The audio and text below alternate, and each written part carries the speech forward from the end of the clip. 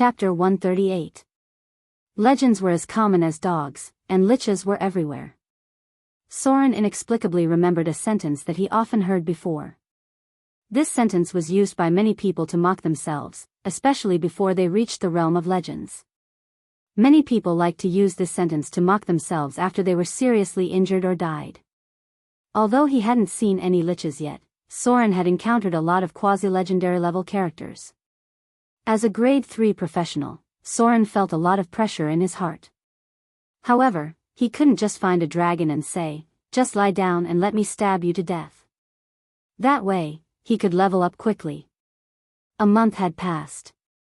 He had grown from a low-level thief to a grade 3 professional. Other than the children of gods with extraordinary bloodlines, no one could grow faster than him. However, he still felt that it wasn't enough. His strength was far from enough to fight against some existences. The information he got from the interrogation was actually very vague. Other than the name of the fallen in the town, everything else was very vague. No one had seen the appearance of the Chosen. Soren asked for some details and found out that the Chosen had always been wearing a black cloak. There were obvious traces near her ears, and the skin color of her palms wasn't that of an ordinary elf. Only then was he able to confirm her race. The time of her arrival was more than half a month ago. At that time, Soren should still be in Whiterun. According to the fallen believers, she was the incarnation of the goddess of torture. This saying couldn't be used casually. Otherwise, it would be blasphemy.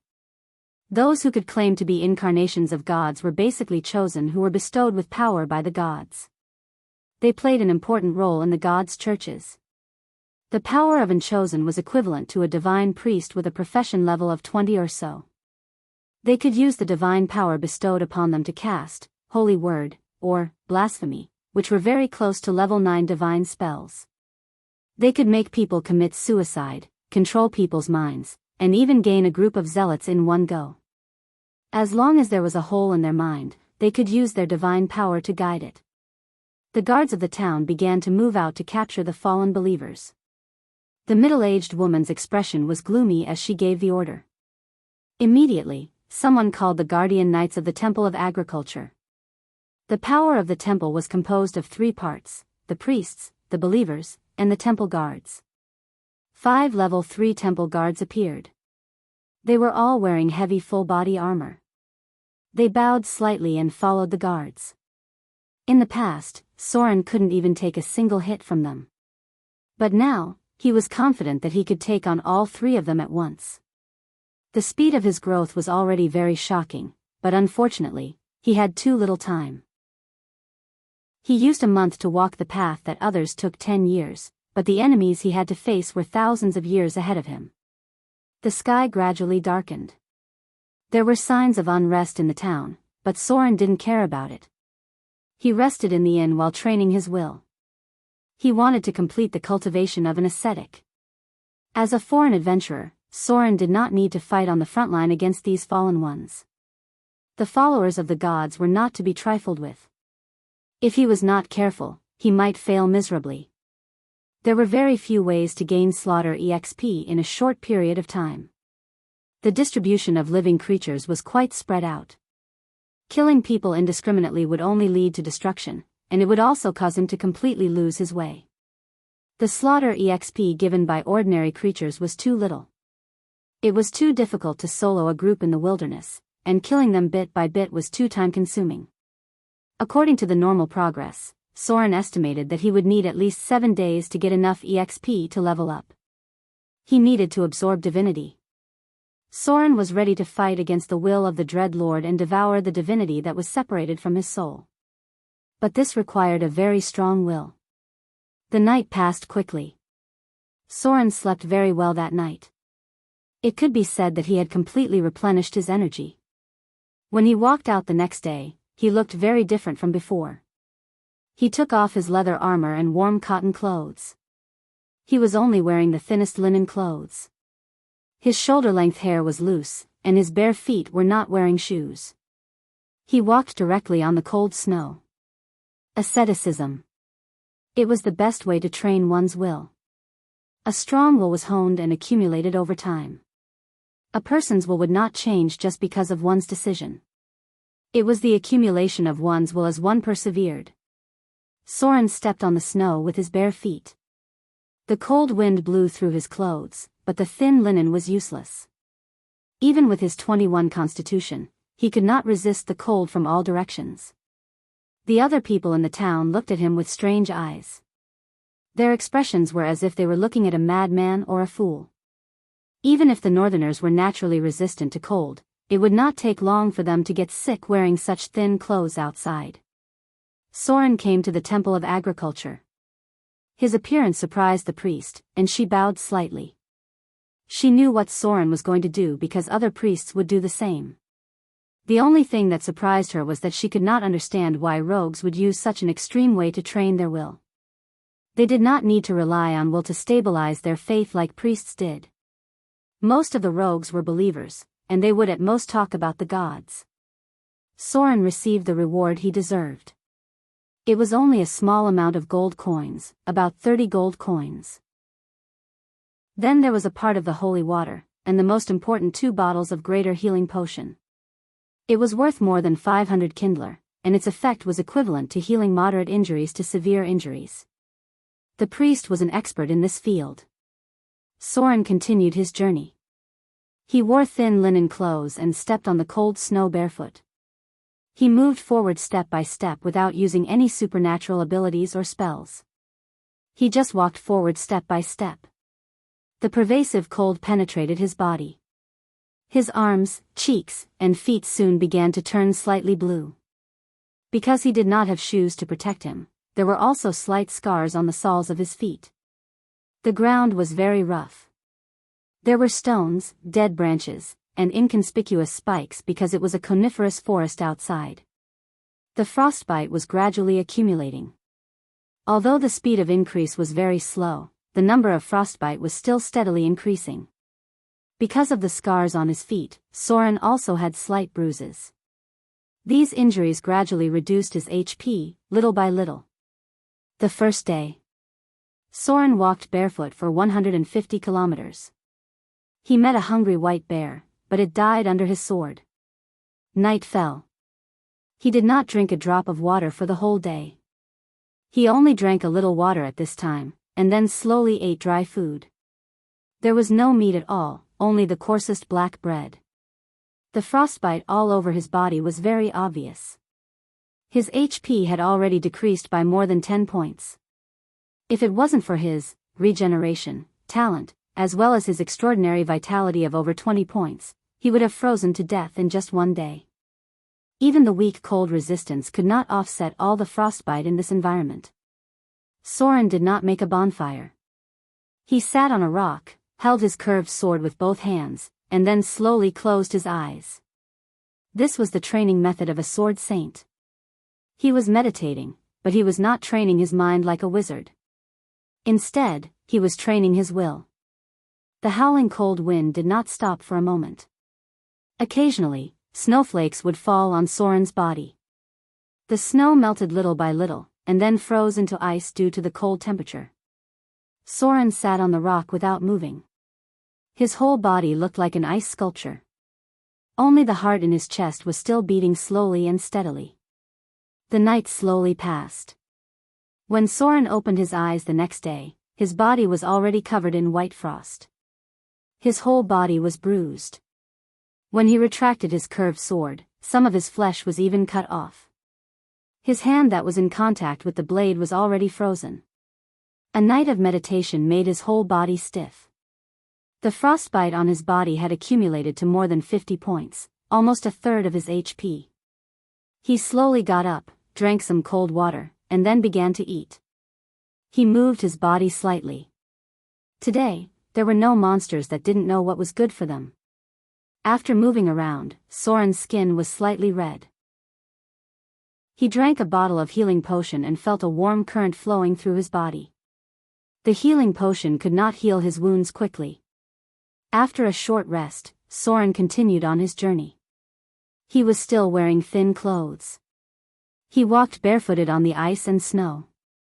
He walked slowly along the path. Occasionally, he would meet other people. They looked at him in disbelief, as if they were looking at a madman. The second day, the third day, the fourth day.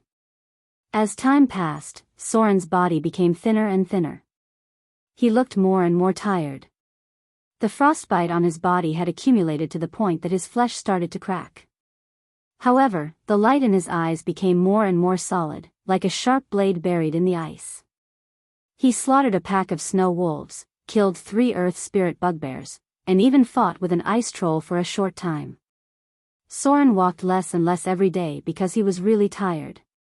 He came across a few human villages on the way, but he did not stop. He just quietly walked past them. The 5th day, the 6th day, the 7th day. Soren's lips were completely cracked. His body was full of shocking frostbite. He no longer looked as handsome as he did at the beginning. His walking posture was slightly inconvenient because he had drunk all the healing potions. The accumulated frostbite eventually dragged him into a seriously injured state. He came across a large pack of wolves. Because of the bloody smell from the frostbite, the alpha wolf bit him on the leg. The wound could not heal until now. The Frost Kingdom was always so cold. Soren walked barefooted in this world of ice and snow for more than 1,000 miles. When a city in ice and snow appeared in front of him, he finally received the long-awaited ability prompt. Barefooted for 1,000 miles. Although Soren was very weak at this moment, it was also his strongest moment. Life and death were decided at this moment. Chapter 139. The Northern Tower. The ice on the river was already very thick. Some children in the north cut through the ice to fish. When they caught something, they would take it back and roast it. Children at this age were more gluttonous. However, they did not dare to get close to the tower. It was a forbidden area for others. They had been warned by their parents not to disturb the mysterious northern witches. Occasionally, they would look in that direction with envious gazes, hoping that they would one day become a powerful adept. Gloria was buried in a pile of notes and books. In front of her were dense text symbols. She had been in the laboratory for 3 days. Occasionally, she would sleep here when she was tired. From time to time, she would go to see Vivian's situation. She was ready to break through to the legendary level of the Northern Witch. During this time, she had begun to explore deeper into the magic network and study the 9th circle high-level spells. If she successfully completed a 9th circle spell, she would enter the realm of quasi-legendary. As long as she was given a little more time, she would steadily be promoted to the level of a legendary witch. Suddenly, Gloria seemed to feel something. She raised her head from the tall pile of books, reached out to take off her crystal glasses, and frowned as she glanced outside. Her eyesight was actually very good, but she would wear delicate silver-rimmed crystal glasses when she was researching spells. This was an extraordinary level enchanted tool that could help her study spell models. Gloria seemed to feel something. She stood up excitedly and disappeared in the blink of an eye. Vivian. She looked at the little girl who had just opened her eyes in surprise. Because she had slept for too long, she was still a little confused. She rubbed her eyes with her little white hands, and then said half awake, "Sister Gloria? Did I sleep for a long time? Why do I feel a little dizzy?" Gloria hugged the little Vivian, leaned over and kissed her forehead. Then she slowly said, "You have been in a coma for almost half a month." "Brother." The little girl seemed to remember something and said in a panic, "Where is brother? Isn't he here?" Gloria fell silent. She raised her fingers and ran them through her long hair. There were strands of silver in it. She murmured, "Soren got separated from us. But he should be fine. You don't have to worry too much." Vivian fell silent. Then, the little girl looked up at Gloria and said doubtfully, "That's not right. I just saw Big Brother." This answer puzzled Gloria. She frowned and asked, "You saw Soren? Here?" "Impossible. This entire tower is under my detection. If Soren is here, there's no way I wouldn't know." He seemed to have thought of something. Gloria's face suddenly turned slightly pale, and a trace of sadness appeared in her eyes. Was Soren really dead? If he was a spirit, it was possible that she didn't notice him. Could it be that Soren's ghost had appeared here for a moment because of his strong obsession? Gloria tightly hugged Vivian in front of her. She suddenly felt that her nose was a little sore, and she felt inexplicably sad. She didn't know why, but recently, she would occasionally think of the man named Soren.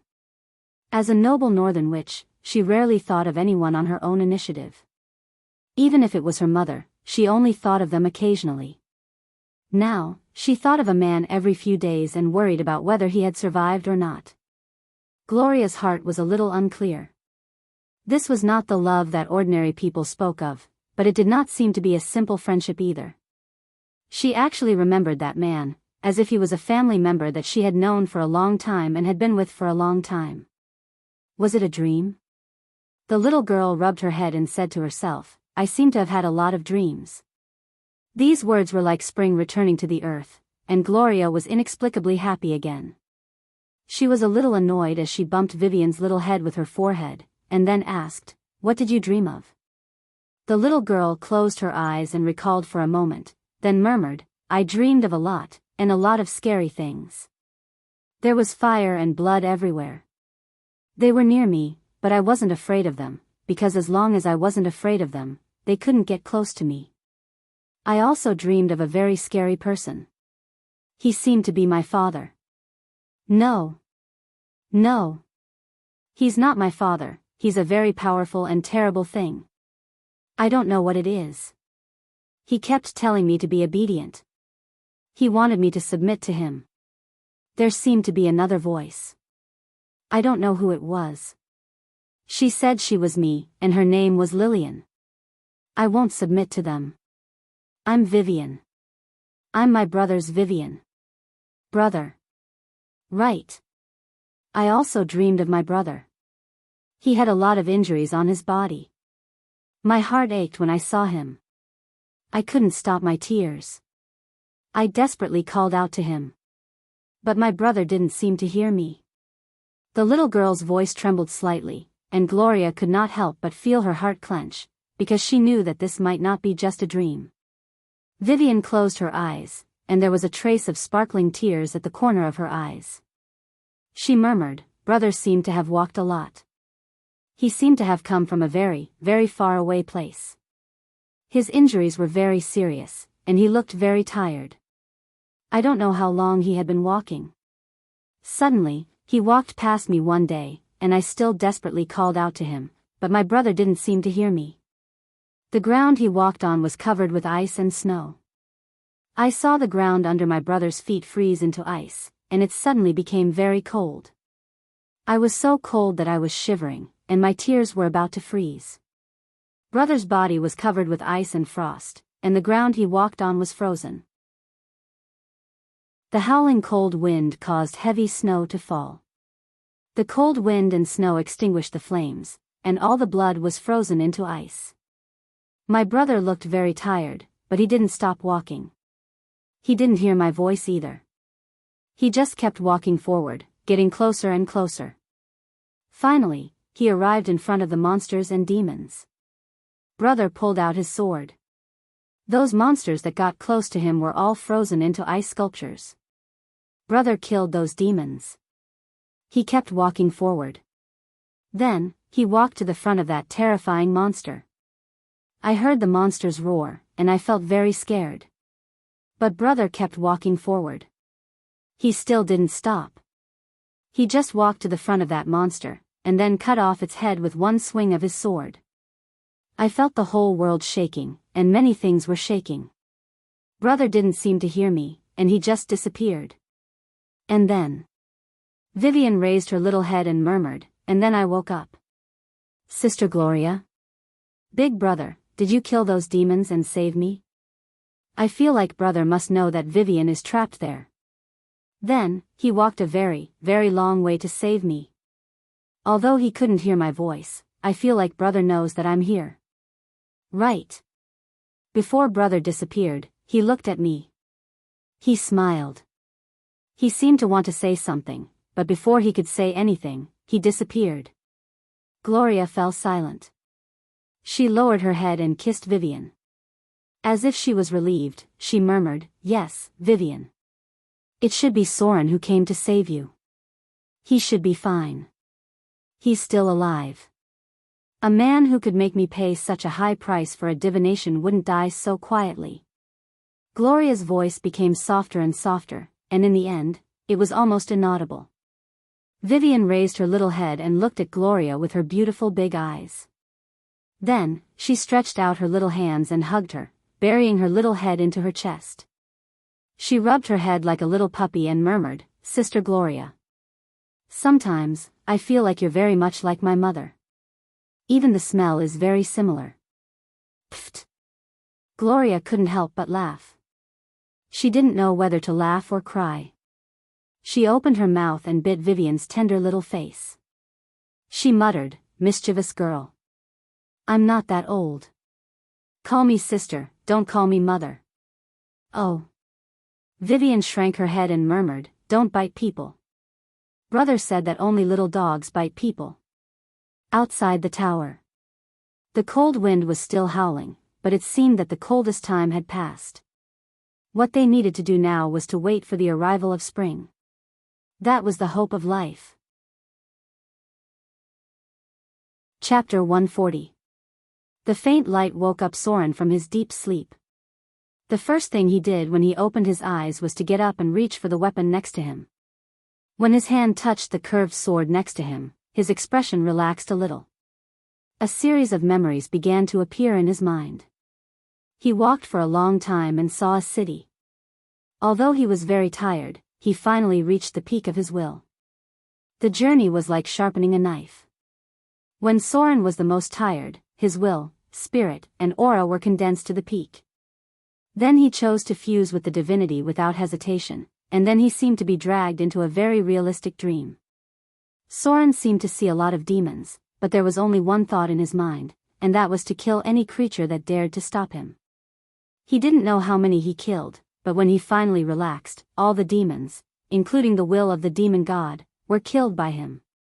He could vaguely hear Vivian's cries, but unfortunately, he fainted before he could get a good look at her. The fatigue and injuries that had accumulated over the past 7 days finally exploded the moment he relaxed, and he felt as if his whole body had fallen into darkness.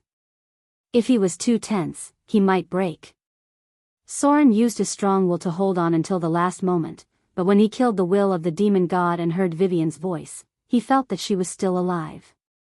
All of a sudden, all the fatigue hit him. From the moment he was separated from the hunters until now, Soren's nerves suddenly relaxed, and the result was that he directly fainted. He fainted in a world of ice and snow, lying in the cold snow on the side of an unknown city. Soren slowly stood up. He had changed his clothes, and everything was neatly placed next to him. It seemed that no one had opened them. The wounds all over his body had almost recovered. He didn't know if it was because of the effect of fusing with the divinity, or because someone had treated him. Maybe it was because of both, because the accumulated frostbite had dragged him into a state of serious injury. It was very difficult for such a serious injury to recover in a short period of time. It should be the next day. Soren's intuition told him that he hadn't been unconscious for too long.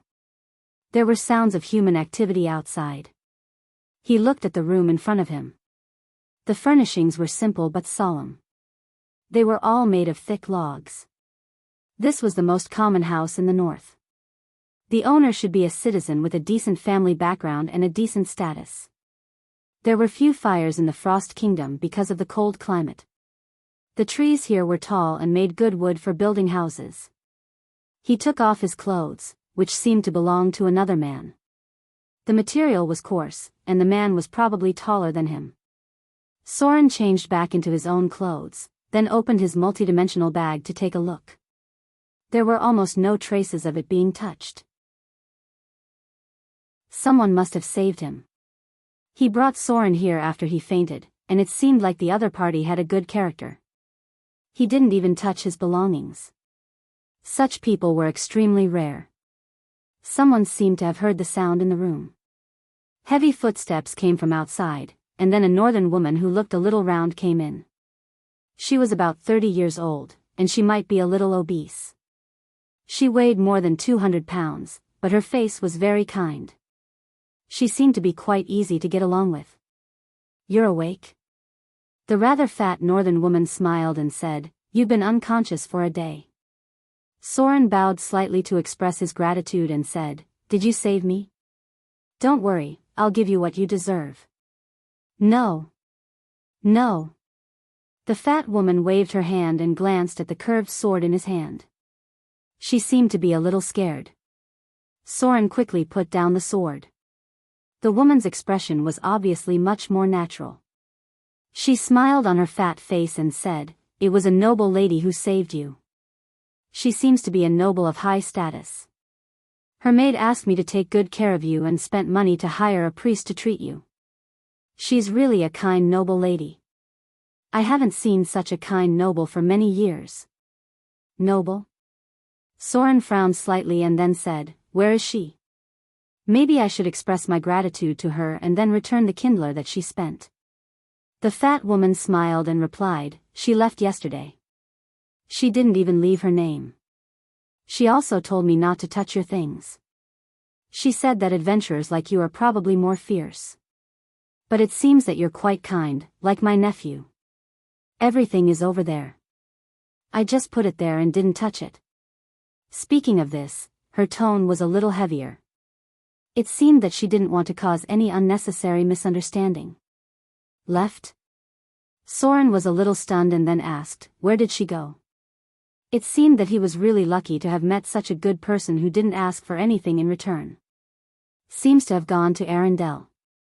The northern woman smiled and said, "It seems that her status is very high. There are a lot of guards around her. I feel that she is more powerful than the governor of Ice River. You should be hungry, right? Shall I get you something to eat?" Soren nodded slightly and thanked her, "Thank you." The plump woman quickly turned around and left. Soren began to tidy up his things, putting them away one by one. None of them seemed to have been touched, and he did not notice that anything was missing. The injuries on his body healed quickly, and it was possible that what the woman said was true. However, Soren really didn't remember who saved him. Someone must have passed by and found him unconscious on the side of the road and brought him here. He looked at his data display and found that there were a lot of things. Weak cold resistance, personal ability. In the process of resisting the cold, you will become more and more resistant to cold environments.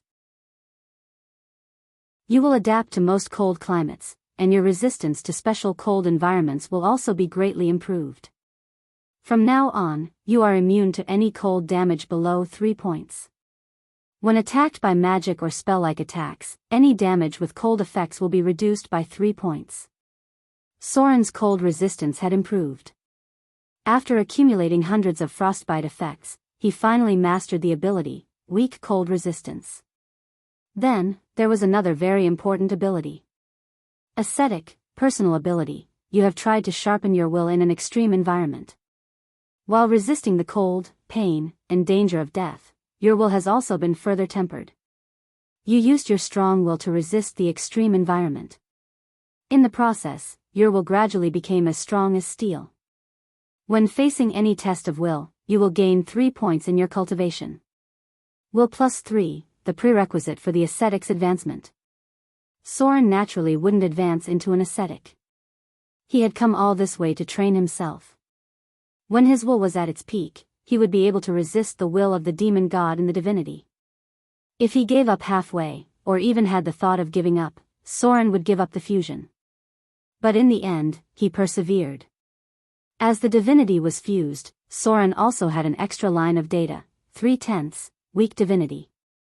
10 points of divinity was needed to upgrade to weak divinity. Soren couldn't get any attribute bonus from divinity for the time being, but he had gained some special abilities. Gaze of Fear, innate ability. You have successfully fused with the divinity of fear. When you concentrate your will to exert fear, anyone who looks at you will feel a trace of fear under your gaze. They must pass a test of will with a difficulty of 10 plus divinity. Otherwise, anyone who looks at you will be affected by the effect of fear. Fear was a level 0 spell. Soren's innate ability was equivalent to casting fear on any target without limit. If the opponent's will wasn't strong enough, they might be scared to death. This ability was effective against ordinary people, but it wasn't very effective against professionals. Then, there was the second innate ability. Fear, innate ability. You have successfully fused with the divinity of fear. You can cast fear once a day. Any creature within 30 feet must be forced to undergo a test of will. The difficulty of the test is equivalent to your casting level and spell power. Any creature that can't pass the test will feel extreme fear and will have emotional reactions such as giving up resistance, running away in panic, trembling in despair, and so on. It is possible to directly kill some weak targets. The number of times this innate ability can be used increases with divinity. Fear was the most important ability of the divinity. Soren looked at the additional instant spells and finally showed a trace of satisfaction on his face. There were quite a few magic skills that could determine the target's willpower, from level 0 fear, level 1 panic, level 2 group panic, level 3 fear, all the way to the higher level robe of fear, command, fear, holy word, fear, and so on. These types of spells had very powerful control abilities. If one couldn't pass the test of will, they were almost done for. What Soren cared about the most wasn't the power of the spells, but that most of the spells brought by divinity were instant. What was instant? It was when Soren raised his hand and pointed. He didn't even need to point and cast fear, and then the opponent would be forced to undergo a test of will. How would one's body react when one's will was fighting against fear? Unless one's will was completely resistant to fear, there would be a short period of reaction time. Soren had been hit by a level 3 fear before. His heartbeats suddenly began to accelerate as if he was severely frightened. Even if he passed the test of will, he still took a while to recover. If he didn't pass the test, the target of fear would completely collapse. The most common reaction was to run away, tremble all over, or give up resistance. There was a possibility that they would be scared to death. Fear could also kill. It was normal for a level 3 spell to scare a timid person to death. Chapter 141. It was a very powerful instant cast spell. But this was not the most powerful ability brought by the evil divinity. There was an even more abnormal instant spell in Soren's innate ability. The most common innate spell of the evil divinity was vampiric touch. Vampiric touch, innate ability. You have successfully fused with the divinity of fear. When activating this innate ability, you can condense negative energy to erode the enemy's life force and temporarily transfer it to your body. After activating this ability, any enemy that is touched by you will lose 3 spell strength, HP. A maximum of 60 HP will be absorbed. This HP will be transferred to your body and heal your injuries. If it exceeds your HP, this HP will be retained for 1 hour, increasing your maximum HP. The effect of this spell cannot be stacked. The enemy may die directly because of the exhaustion of their HP. This was vampiric touch. It was one of the most powerful low-grade spells of the necromancy system. Soren could now use this innate ability to absorb more than 30 HP from the enemy at one time. This HP could be used to heal his injuries. If he was not injured, it would be stacked on his body as a temporary HP, and it would last for 1 hour. If he were to be injured in the future, this temporary life force would be the first to be consumed and used to heal his injuries. This spell was difficult for wizards to use. Because wizards had to fight from a distance, it was difficult to touch the enemy after getting close to them. But for a rogue like Soren, touching the enemy was a very simple matter. Instant cast touch. Vampiric touch began to take effect. The enemy's HP was reduced by more than 30 HP, while Soren's HP was increased by more than 30. This was equivalent to more than 60 HP, which was equivalent to an instant cast heal. The abilities of the divinity were more complicated. First was the attribute bonus brought by the divinity itself. Soren still needed 7 points of divinity. If he had enough, he could upgrade to minor divinity, which would increase all his attributes by 1. The second was the innate ability brought by the divinity. These abilities were changed according to the divinity itself. For example, the divinity of the good faction was mostly divine healing, blessings, buffs, and so on. The divinity of the evil faction was basically all damage spells, as well as negative energy absorption spells. The fear divinity would definitely have the talent of fear, and then there would be the vampiric touch brought about by the evil alignment divinity. Soren had suffered a lot because of this before. In a moment of carelessness, Shifeng had been struck by the other party, instantly losing over 50 HP. Shifeng had entered a heavily injured state on the spot, while the other party had basically recovered from his injuries. This innate ability was the main reason why he took the risk to absorb the divinity. The vampiric touch had the ability to turn the situation around. Even if Soren was up against a high-grade professional, he wouldn't be afraid in a direct battle. That was the difference between gods and mortals. Basically, all spells below level 6 could be instantly cast by gods who descended in the form of saints. Some powerful gods could even instantly cast level 9 spells. They had so many specialties that it made one's scalp tingle. Soren slowly walked out. There were 2 or 3 northern men who were chatting outside. Their skin was whiter, but their pores were thick and their hair was exuberant. Their physiques were obviously stronger than those of the southerners. This was a grocery store, and it seemed that they also sold some wine and food. There should be some spare rooms upstairs. Anyway, it was a place where most of the ordinary businesses had a little bit of money. Soren saw 3 children who looked a little similar. 2 boys and 1 girl were younger, and their little faces were a little chubby. They should be their children. To raise 3 children at the same time, it was indeed necessary to make as much money as possible. Soren nodded slightly. He looked at the man outside, reached out and took out 10 kindlers from his pocket, and then handed them to the man who was obviously the shop owner.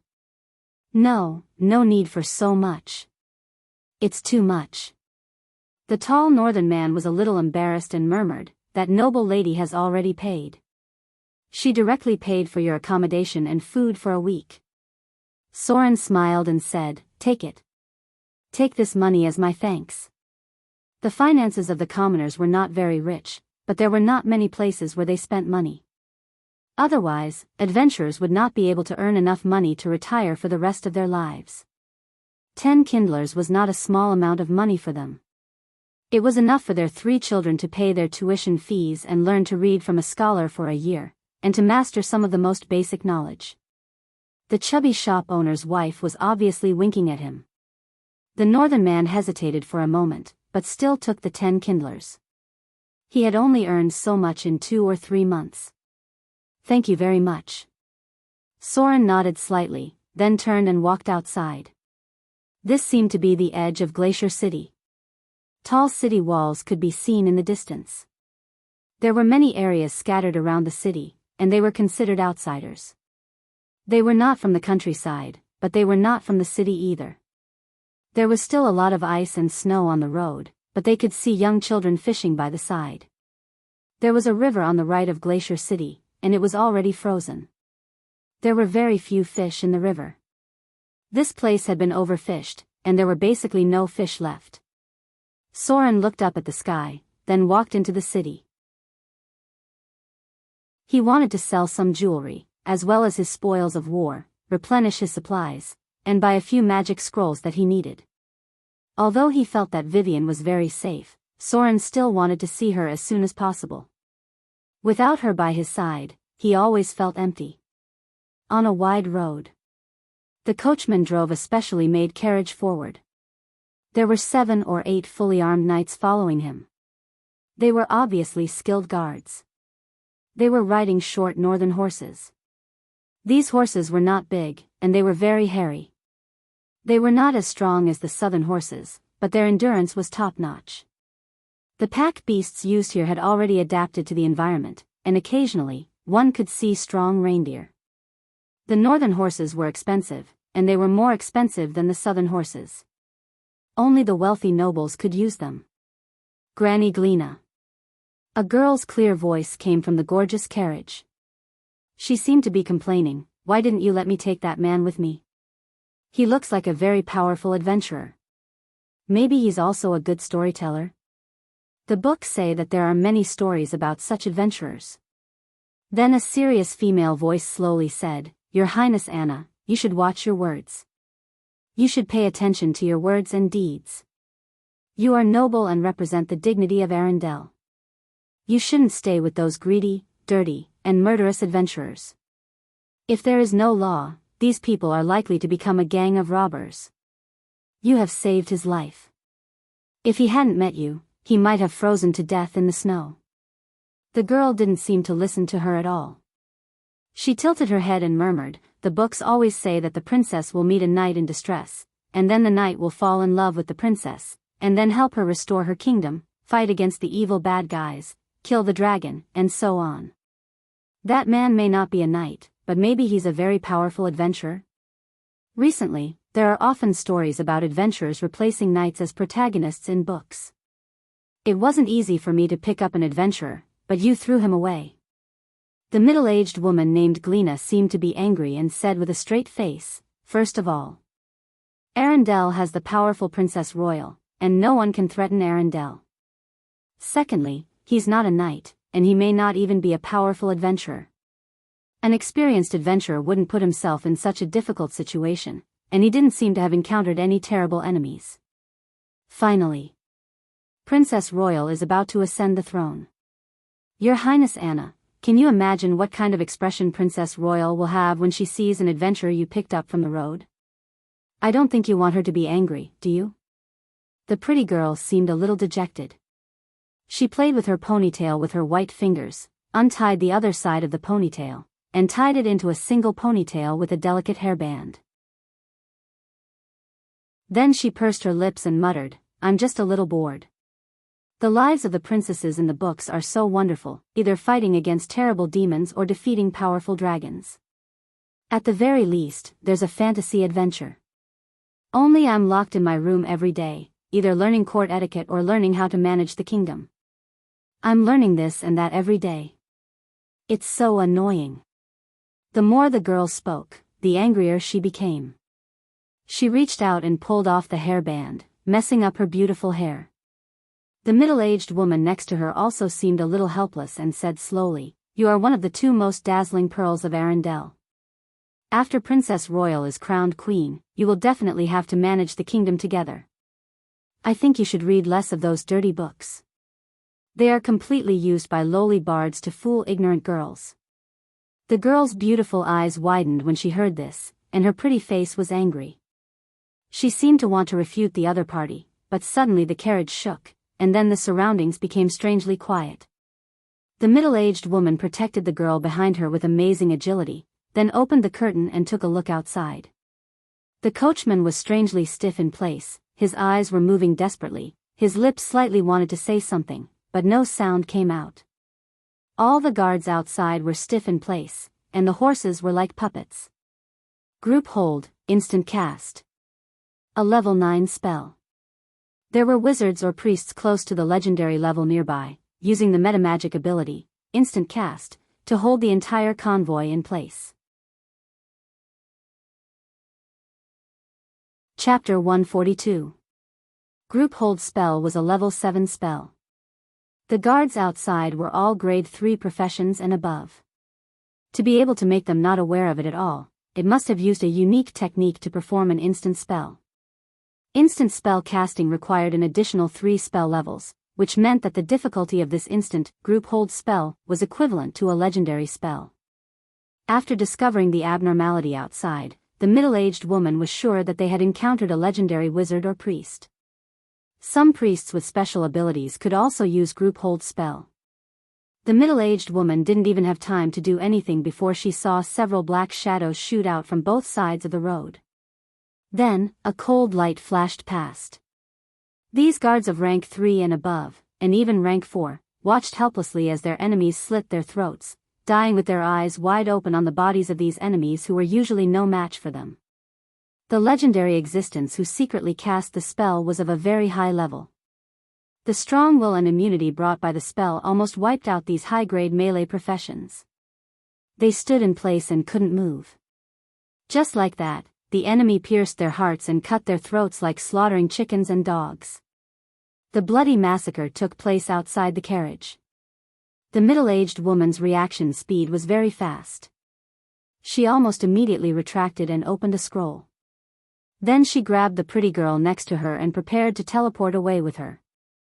As the Princess of Arendelle, she must have an extremely expensive teleportation scroll with her, which could be used to escape in a critical moment. The price of such a scroll was outrageous. The cost of just copying the spell could reach tens of thousands of Kindler coins. If it was a long-distance teleportation, the cost might be several times higher. But in the next moment, the middle-aged woman's expression became very unsightly because the magic on the scroll flickered and then disappeared. Dimensional cage. The enemy had already made ample preparations and had sealed off all the nearby dimensional spaces before making a move. Your Highness Anna. The middle-aged woman's expression was a little determined. She pulled out 2 short swords from her legs, and then whispered in the girl's ear, "I'll stop them later. You get out of the carriage and run to Glacier City. The Lord of Glacier City is a friend of Arendelle, and there are also legendary professions there." The girl's pretty face was slightly pale. She opened her mouth and wanted to say something, but the middle-aged woman had activated a certain item, making her figure disappear directly. Greater invisibility. Greater haste. Greater featherweight. Advanced energy protection. Greater mage armor. 5 consecutive spells appeared in an instant, and the girl's figure completely disappeared. The middle-aged woman didn't have time to say anything. She rushed out of the carriage and pounced on the enemies around her. A burst of ice exploded around her. The sharp ice blades cut an enemy into minced meat.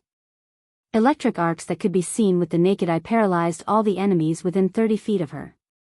Their skin and flesh were scorched by the electricity. The middle-aged woman's movements were abnormally agile. Her dagger instantly slit the throat of an enemy, and then she leaped forward and stabbed the second enemy to death. The curtain of the carriage moved slightly. However, no one could be seen. It was like a gentle breeze, as if something had left. However, there were no footprints on the ground. A ray of magical light suddenly shot towards the empty air. The middle-aged woman shouted, and a magic light suddenly appeared on the button on her body. She moved 3 meters away in the air and blocked the light with her body. She was strangely stiff in place. A masked killer swung a dagger and stabbed her heart, but it stopped when it was 30 centimeters away from her body. Magical energy protection field. The spellcaster, who had been hiding in the dark, finally came out. Her whole body was covered by a black cloak, and one could vaguely see that her ears were sticking up. That was the characteristic of the elf tribe. Their ears were much sharper than that of humans. The spellcaster's waist was wrapped with a snake whip. She frowned and looked at the air in front of her. Then she flew directly out of thin air and blessed herself with true sight. A hazy figure appeared in front of her. At this moment it was desperately fleeing towards the distance. "You can't escape." The spellcaster's mouth evoked a cruel arc. Then a greater dispel spell broke the middle-aged woman's energy protection field. Then she flew towards the escaping girl at an amazing speed. It was not so easy to escape from the hands of a legendary spellcaster. Even other legendary professions would find it difficult, let alone a human girl. The distance was shortened at an amazing speed. The girl who had cast many spells had just escaped more than 100 meters away when the spellcaster behind the scenes appeared in front of her in a flash. Then, he reached out a finger and broke her defensive spell. With a magnetic voice, he said, "Command, intimidate." The girl was stiff in place. She was like a delicate puppet, motionless. Only her beautiful eyes could move slightly, revealing a trace of despair in them. A scream sounded in the distance. The middle-aged woman was stabbed in the heart by a masked killer, and then her head was cut off. The head rolled 5 or 6 meters away, and the headless body fell to the ground with a thud. Although she could not move her body at all, the girl seemed to have heard something. Her lips moved slightly, but no sound came out. Drops of tears fell from her beautiful big eyes. The other party was too strong. They did not have the ability to resist at all. Mortals were so powerless in the face of a legend. Kill the others. The spellcaster in a black cloak looked at the girl in front of him and said coldly, "Take her away." More than 10 masked men appeared in the vicinity one after another. Some of them took off their black veils, revealing ferocious faces covered with scars. These people looked around coldly, and then 2 of them reached out to grab the girl in front of them. But the moment they reached out to touch the girl, suddenly the wind and snow around them danced. In an instant, a woman who looked very similar to her, except for her hair color, appeared. She was like a queen descending from above. Her figure was strangely suspended 20 centimeters in the air. She raised her hand and pointed forward. Ice finger. The 2 masked men near Princess Anna were instantly stiff. A little ice spread from their hearts, and then covered their whole body in the blink of an eye. Soon they became 2 ice sculptures standing in place. Sister. The pretty girl seemed to have lifted the spell on her body. She cried and pounced on the woman in front of her, but she went straight through the other party's body. The figure of the woman suspended in the air blurred for a moment. The flying snow and ice surrounded her, and then reconstituted her body. She looked at the chosen of the Maiden of Pain with a stern gaze. Anna. The Princess Royal, who was full of fierce momentum, did not look back. Instead, she said in a deep voice, "Get out of here quickly. I'll come to you in a minute. Go." The other party did not appear in her true form, but an avatar made of ice and snow. The pretty girl seemed to realize this as well. She gritted her teeth and fled forward. The masked men around her immediately chased after her, but as soon as they made a move, a blue ice spread on the ground. These believers of the Maiden of Pain, who were about grade 3 in strength, were frozen into ice sculptures in an instant. There was no breath of life on their bodies. TSK TSK. The chosen of the Maiden of Pain clapped her hands gently, and her eyes were a little surprised. She is indeed the legendary Princess Royal of Arendelle. The most powerful destiny warlock in history. Her ice and snow avatar already has the power of a legendary warlock. No wonder the Maiden of Winter asked me to deal with this little girl. So. You should have sensed something by now. Somewhere in Arendelle, the power of winter is spreading. The eldest princess's expression changed slightly. She raised her hand and a stretch of ice spread out. The ice and snow in the surroundings descended like a storm, turning into countless ice blades that enveloped all the space in the vicinity. The other party didn't even have a chance to dodge. He couldn't even evade a teleportation spell and was enveloped by the ice blades that blotted out the sky and earth. Clang! Clang! An invisible energy shield emerged, blocking tens of millions of ice blades. The ground was full of dense marks, and the sharp blades had cut thousands of holes in a radius of more than 100 meters. The chosen of the Maiden of Pain slowly took off her cloak, revealing a wicked face. There was a scar on the side of her face. Her skin was dark, and her pupils were blood red. At a glance, one could recognize that she was a drow from the Underdark. As the chosen of the Maiden of Pain, she did not seem to be afraid of this level of attack. She just looked up at the escaping girl and said slowly, "How many more times can you cast such spells? If you continue to stay here, Arendelle will soon become a dead city. I'm curious.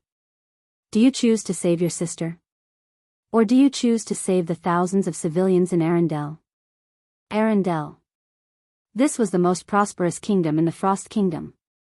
Its superior location near the sea attracted countless caravans. The endless stream of ships did not stop even because of the cold winter. In the distance at sea level, a girl in a white tulle slowly walked out.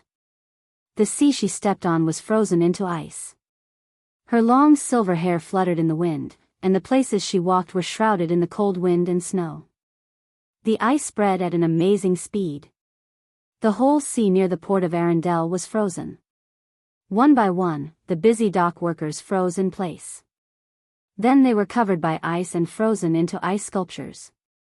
The girl stared blankly ahead. When she stepped on the dock, she looked up at the top of Arendelle's castle. At the top of the castle, a woman who looked almost identical to Princess Anna but with the same silver hair stood in the wind and snow.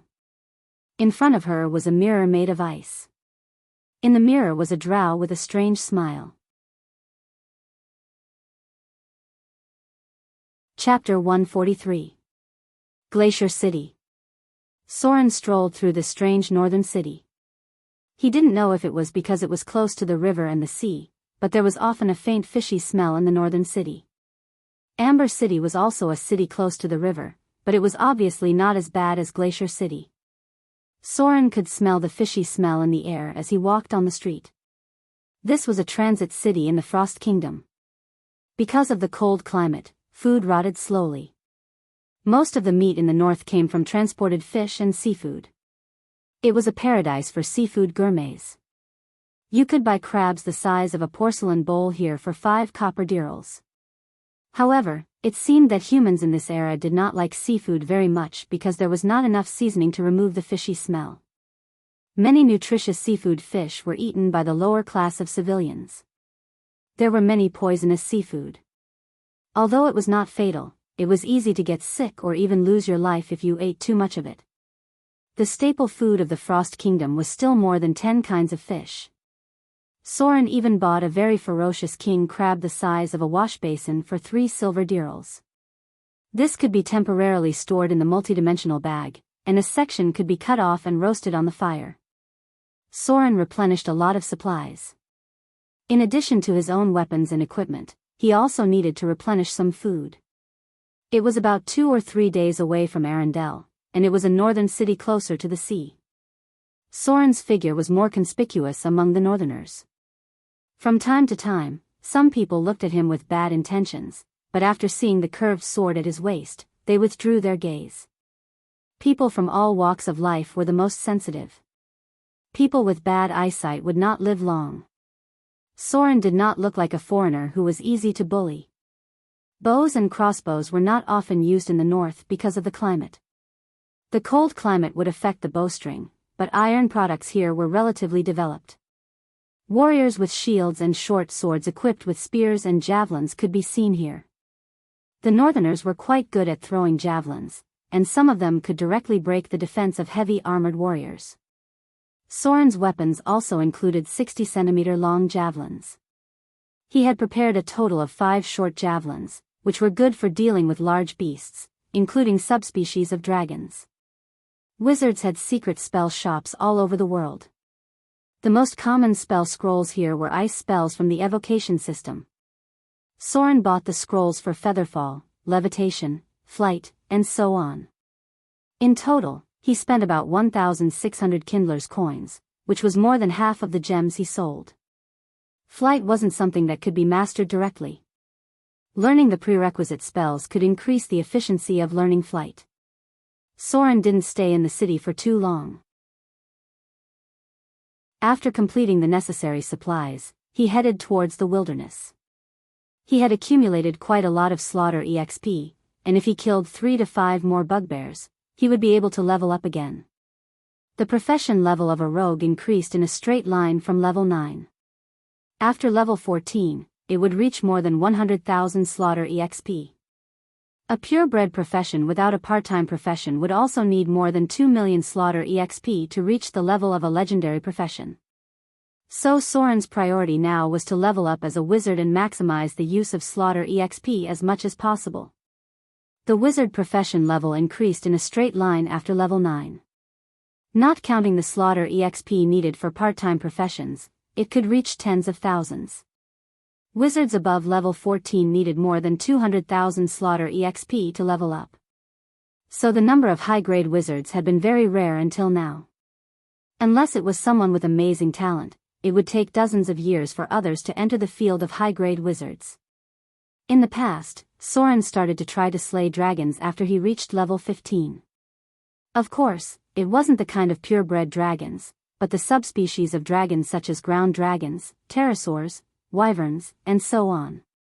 He killed the first purebred dragon when he was level 16 as a rogue, but it was just a white dragon that had just reached adulthood. Before Tier 3, slaughter EXP would be an explosive period.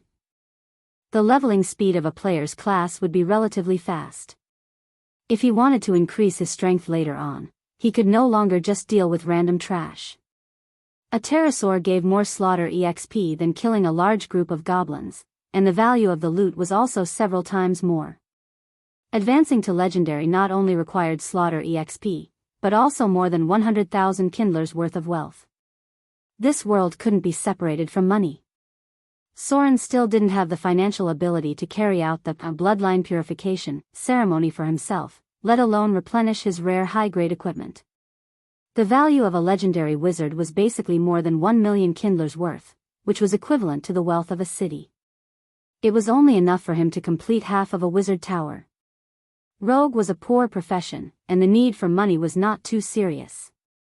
Although the gap was still big, Soren had already begun to plan to enter the realm of legends. He still needed a lot of things, and the most important thing at present was money. A set of rare grade equipment had not been collected yet. The huge cost of learning spells had to be accumulated, and the huge amount of alchemy expenses was still nowhere to be seen. Wizards were a profession that was always short of money, and there was never enough money to spend. Money was power to wizards. Low-grade wizards were able to defeat high-grade professions because of money. For now, few wizards could challenge high-grade professions. The main reason was not the gap in strength, but because they did not have as much money as the other party. Sometimes, Soren really felt that he should hug the thigh of the goddess of wealth. After a simple day's rest, Soren left Glacier City and walked toward the desolate wilderness. He knew a place in the Frost Kingdom where the pterosaur subspecies gathered. They were a hybrid of the white dragon and were distributed in groups of 3 to 5. They could spit out ice breath, and the challenge difficulty belonged to the sea level among the pterosaur subspecies. They were relatively easy to deal with. As long as he killed a nest of them, it would be enough for him to exchange for a high-grade rare grade equipment. The wilderness of the Frost Kingdom was relatively quiet. The distribution of wild creatures was actually very scattered. Species were divided into territories by groups. Adventurers rarely farmed monsters one by one, and the monsters appeared in groups. It was possible that after trekking for an entire day, you would only encounter a few scattered monsters and kill them all. There wouldn't be any more in the near future. The situation in Whiterun was mainly because of a special event that led to the large-scale gathering of monsters. Otherwise, the food shortage would make them kill each other until the number was right. In Soren's memory, farming monsters actually referred to killing people. The most abundant thing in the world was not monsters, but intelligent creatures everywhere. These were the source of experience that could never be killed. Therefore, for a long time, the people of the evil faction were generally 1 or 2 levels higher than the people of the good faction. Unfortunately, these people did not end well. This was a taboo. Because those ordinary intelligent creatures were also the source of the faith of the gods. In this place where faith was widespread, they were the cornerstone of faith, and they were also the ones who supported the shrines all over the world. If you encountered some taboo, it would be the shrines that would attack you, and there was the possibility of a legendary being. The only place Soren had farmed people was the desert. The group of desert bandits was not loved by anyone. Not only were they numerous, but they were also densely distributed. Killing too many of them would at most provoke a demigod church. Other than that, there were basically no serious consequences. It seemed that he had completely adapted to the cold. Soren was now very resistant to cold weather, and it was not inconvenient for him to move around in the Frost Kingdom. At noon, he found a relatively dry place to set up a campfire, then cut a section of the king crab and roasted it. This kind of delicious food was only available in a few areas, and the price was quite cheap.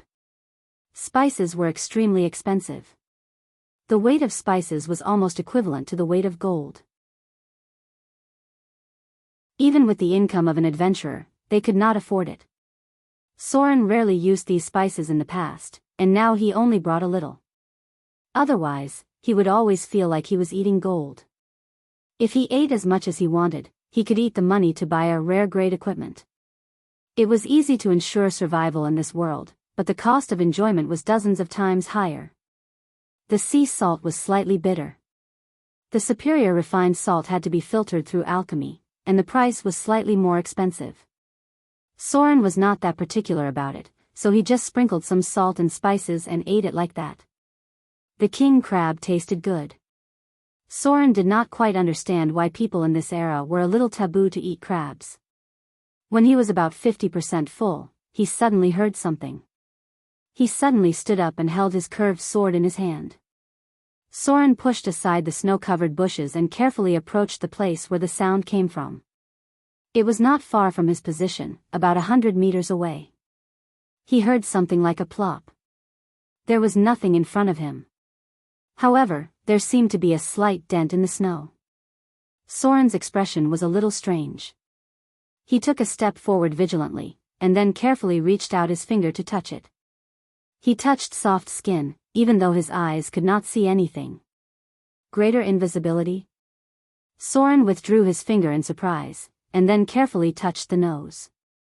The nose was a little small and exquisite, and it looked like a woman. Her breathing was weak, and it seemed that she had fainted. Soren still could not see anything. The effect of greater invisibility was too strong, far stronger than ordinary invisibility. Soren could only rely on touch to determine the target. He touched soft long hair, and a delicate earring. He touched along the neck, and felt two soft and full mounds in front of the chest. The texture was quite good, and it was very elastic when pinched. It should be a young girl. The clothes she was wearing were very exquisite, and it seemed to be made of high-quality silk. She must be of high status. There were no traces of blood on her body, and her heartbeat was quite stable. She probably did not suffer any fatal injuries. Soren hesitated for a moment. He then bent down and picked up the girl who he could not see, but felt that she was a human girl. He then turned around and walked towards the bonfire. Greater invisibility did not last long, and he did not have a spell to break it. He could only wait for it to wear off. He hoped that saving this girl would not bring him any trouble. Soren would not have done this in the past, but he had just been saved once, and it could be considered as doing a good deed. The girl in his arms was very light, and it seemed that she was enchanted with other spells. How could a girl who had fainted with greater invisibility suddenly appear in this desolate wilderness? It felt like she would bring him trouble. Chapter 144. Next to the bonfire. Soren put the girl next to the bonfire. Because she couldn't be seen with the naked eye, he could only put her a little further away to avoid being burned. Invisibility was only a second circle spell, but greater invisibility was a fourth circle spell. The difference between the two spells was huge. Unless Soren took off her clothes, there was no way to see her, and only her clothes could be seen. This was one of the most common spells for wizards. Wizards above grade 3 had replaced the second circle invisibility spell with greater invisibility. This spell wouldn't reveal itself even if it was used to attack. It would only show a blurry outline. It was a very abnormal spell. Soren didn't have the ability to see through invisibility, nor did he have a spell to break it. He could only sit next to her and continue eating. About half an hour later, the girl next to him still showed no signs of waking up. He seemed a little impatient. He reached out and pinched her nose, then pressed heavily on her chest twice. There was still no reaction at all. Soren raised his hand and slapped her face. He didn't use much strength, but it still didn't wake her up. He didn't know if she was unconscious because of supernatural factors. Anyway, Soren searched her body and didn't find any wounds. Now there were two problems in front of him. The first was that the girl hadn't woken up. Should Soren leave her here or take her on the road? If he left her here, it was equivalent to giving up halfway. It was better not to save her in the first place. Soren wasn't a person who liked to give up halfway. But he couldn't wait for her to wake up here either. The girl couldn't see, but he knew that her identity was strange. She had several spells on her body and was unconscious in the wild. The trouble ahead was probably not small. It was easy to encounter danger if he stayed here. Soren hesitated a little and began to act. As a rogue, he was good at surviving in the wild. He began to erase all the traces left by the two, including the place where she first appeared. This was one of the advantages of the Frost Kingdom. It was much more difficult to track than in the south. As long as he erased the traces left behind, even if someone wanted to track him, they couldn't do anything. It took him a while to clean up the traces, and then he completely extinguished the bonfire. Then Soren picked up the invisible girl and walked toward the snow-covered mountains that stretched for hundreds of miles. The stronger the monster, the more dangerous the place it lived. Dragons would not come to the plains for no reason. They lived in cliffs and high mountains. Anyway, they were creatures that could fly. It's impossible to deal with these creatures without entering the mountains. Their hunting range rarely spreads to very open areas. It was difficult to walk on the snow-covered road. Soren couldn't walk fast with a woman in his arms, and he had to erase the footprints he left behind. Snowflakes fell from the sky, and before long, everything was covered. Soren reached out his hand to feel the man's breathing. His breathing was still stable. Either he had a good physique, or he had some special equipment. However, the right side of her face was slightly swollen. He didn't know if it was because of his initial slap. Anyway, he didn't use much strength and it swelled so easily. The girl in his hand looked very pampered and spoiled. Her ability to withstand blows was really too weak. He walked for half a day. Soren didn't know how far he walked, but he entered the snow-covered mountains. The sky was getting dark, and he found a place to set up camp. The wind in the mountains was very strong, and he could hear the wind whistling behind a rock. Soren took out some things to set up camp. He placed the unconscious girl in a corner. He didn't know what kind of spell she had cast on herself, but it lasted for such a long time. He even wanted to take off all her clothes to take a look. Soren set up a bonfire and drank some water. Then, he took out some water and drank a few mouthfuls. Remembering that the lady beside him had not drunk any water for the entire day, he reached out and touched her head. Then, he pried open her mouth and carefully poured some water in. He pressed on her chest a few times, and it seemed that she had swallowed it. Cough, cough. A weak cough suddenly sounded, and then there was a blur of colors. The girl who had been invisible for almost a day finally showed her original appearance. She didn't look very old, about 15 or 16 years old. She was wearing a very delicate long dress, and there were a lot of exquisite embroidery on it. She looked very pretty. Her long eyelashes were very beautiful, and her skin was very white and delicate. It was obvious that she was a pampered girl. The only thing that stood out was the red mark on the right side of her face. It was a clear handprint, and her cheek was slightly swollen. Soren was a little embarrassed when he saw this. He really didn't use much strength, and it looked like he only gave her a light slap. Oh! The girl slowly opened her eyes. When she saw that there was someone in front of her, she shrank back. Her eyes were filled with fear. When she noticed that Soren was approaching, she didn't hesitate to pounce on him and bite his arm. She didn't look like a petite girl, but she was actually stronger than Soren. She pushed him to the ground and bit his arm. The girl used a lot of strength, and Soren frowned in pain. He wanted to knock her out, but she looked very pale. He didn't know when she would wake up, so he reached out and pinched her nose. Oh, oh, oh, the girl couldn't breathe through her nose, so her mouth loosened a little. Soren instantly reached out and pulled her chin out. Originally, he had planned to dislocate her chin, but considering that she might have just woken up, he decided to go easy on her. She looked like a girl with no combat experience. Who would bite someone's arm to protect themselves? If you want to bite someone, you should bite their throat. What's the point of biting someone's arm? Were you born in the year of the dog? The girl was instantly knocked away by Soren's grip. She was about to pounce on him again, like an angry cat, but she suddenly saw something. She glanced at Soren's scimitar and said in disbelief, "It's you. It's actually you. Did you save me? Do you still remember me? You were unconscious in the snow that day. I was the one who brought you back to the city. The girl's words were a little incoherent, and her expression and gestures were a little comical.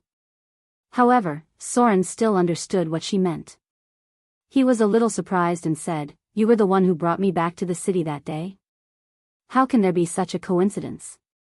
The girl seemed to want to stand up, but she frowned and sat back down.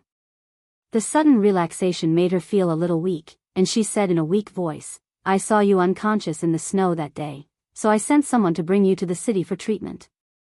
I was going to bring you with me, but Grandma Glina didn't agree." "Grandma Glina? She's dead. Carlo. Keynes. They're all dead." When the girl said this, her voice was filled with sadness. Tears flowed down from her beautiful big eyes, and her shoulders trembled slightly. She couldn't help but sob. Soren frowned slightly. He could tell from the girl's words that there was a lot of trouble, but he still carefully walked over and patted her back. Woo-woo. This consolation seemed to be even worse. The girl threw herself into his arms and cried with tears and snot running down her face. She looked like a pitiful little kitten. Those who said that girls looked good when they cried were definitely crazy. Would you believe it if they said that they would throw tears and snot all over your chest? She cried for a long time before she gradually stopped. Her eyes were red and swollen, and she looked a little pitiful. Soren's chest was wet. She was choking with sobs, and her snot was almost coming out. There was no beauty in this scene, and it only made people feel pity for her. Sympathy for the weak was within the scope of morality. Soren obviously had his own moral standards. I'm sorry." The girl looked at the bloodstains on Soren's arm, and her voice was choked with sobs. That was the result of her bite. She used a lot of strength when she bit him. If it wasn't for Soren's quick reaction, she could have bitten off a piece of flesh from Soren's body. The girl wiped her face and wiped away the tears on her face. She seemed to feel that her right cheek was a little red and swollen, but she didn't say anything. She just sat on the ground in low spirits. It was obvious that she was a girl who lived like a princess. She probably hadn't even seen blood before, and she couldn't take it anymore. "All right." Soren didn't know what to say. He patted her shoulder and said, "I'll prepare something for you to eat first. You're probably starving. Let me know after you eat.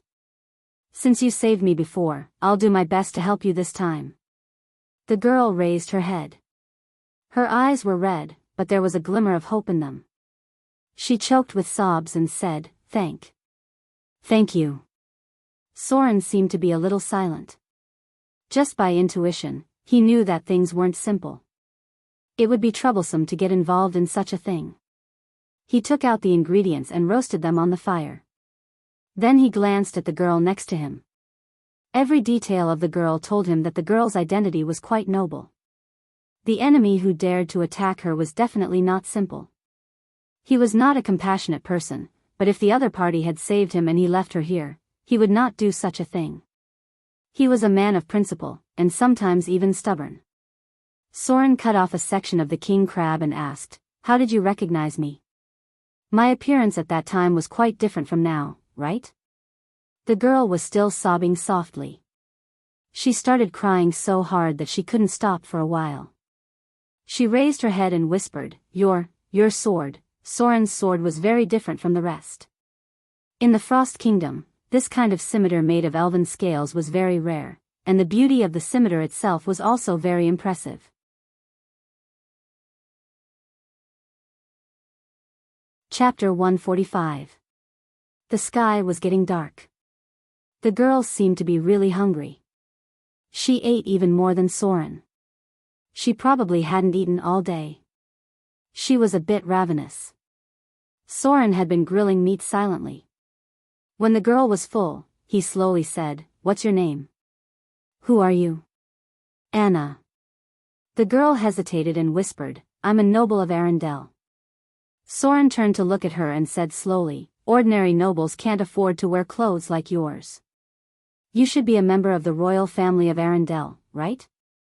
Arendelle is a special kingdom. There are almost no great nobles in it. There are only two members of the royal family. One is the Princess Royal, who is about to ascend the throne, and the other is her sister. It is said that the Princess Royal of Arendelle is a very powerful destiny sorcerer. You should be her sister, right? Princess Royal can't be forced into such a difficult situation. The girl named Anna could not help but stare at Soren with some surprise and murmured, I knew you must be a very powerful adventurer. They also said you were a fool. How could you get yourself into such a difficult situation? You almost died in the wild. Well, I'm the little princess of Arendelle. But I'm not as powerful as my sister. I'm just an ordinary person. Soren didn't continue the previous sentence. He didn't want to talk about the asceticism. He just looked at the girl in front of him and said slowly, Arendelle is one of the best kingdoms in the Frost Kingdom. The Princess Royal is one of the few legendary sorcerers here. The enemy who dares to attack you is definitely not simple. According to the standards of the royal family of this world, your bodyguards are at least grade 3. If you take into account the wealth and treasures of the royal family, there should be a legendary profession among the people who attacked you. Anna couldn't help but open her mouth wide and murmured, so powerful. Soren stared at the man's expression, and his face became more and more unsightly. He said in a low voice, the local legendary professions can't attack you, because that would lead to a devastating disaster. I've heard of that elder sister of yours. When she gets angry, she can destroy an entire city with her bare hands. Then the one who attacked you must be an outsider. Moreover, they are people with evil intentions. He paused for a moment and said slowly, there's only one thing I want to know now, and that is, were there any drows among the people who attacked you? The girl's face was filled with disbelief as she murmured, how did you know that I met a drow? Sure enough, he was still involved in this matter. Soren silently fiddled with the bonfire. His expression was a little uncertain. He said in a deep voice, that's the chosen of the goddess of torture. I've seen traces of their activities when I came here. They're probably the only ones who would dare to attack the second princess of Arendelle. Others are simply looking for death. The Princess Royal can freeze thousands of miles in a fit of anger. Anna hesitated for a moment, then stared at Soren and said, Elder sister is a very good person, very gentle and kind. She never abuses her ability, let alone does what you said. She won't hurt those innocent people. Soren did not answer. He looked at the snow outside and said slowly, what are you going to do now? Anna hesitated for a moment, then looked up at Soren and whispered, can you send me back to Arendelle? I'll definitely repay you well. Elder sister will also give you the reward you deserve, and even give you a title. A title? Soren smiled and shook his head, no. At least not now. Since those believers of torture dared to attack you, they will never let me take you back easily. I don't even have a chance to fight against the chosen of the gods. They are more terrible than legendary wizards. Besides, if I'm not wrong, all the roads leading to Arendelle should have their eyes now. As soon as you show up, you will be attacked immediately. Unless your elder sister comes to pick you up in person. Anna looked a little depressed and murmured, I don't know what happened to elder sister. That bad drow said that if elder sister saved me, she couldn't save Arendelle. Big sister used ice to trap her, and then I escaped. I don't know what happened to Arendelle now. I hope everyone is okay. What a kind little girl. Soren looked up at her and said slowly, it's not that I can't send you back at all, but not now, and not by the normal way. The girl showed a glimmer of hope when she heard this and looked up into his eyes. The other party's eyes were very pure. She looked like a girl who had not experienced much of the world. Soren looked away slightly and said, now should be the time when they are most anxious. The fallen are probably desperately looking for you. So we'd better not leave here in the near future. When they take the initiative to expose themselves, your elder sister will deal with them. Then I'll find a way to take you over these mountains, and then go back to Arendelle from the sea. The girl obviously believed him and nodded her little head gently.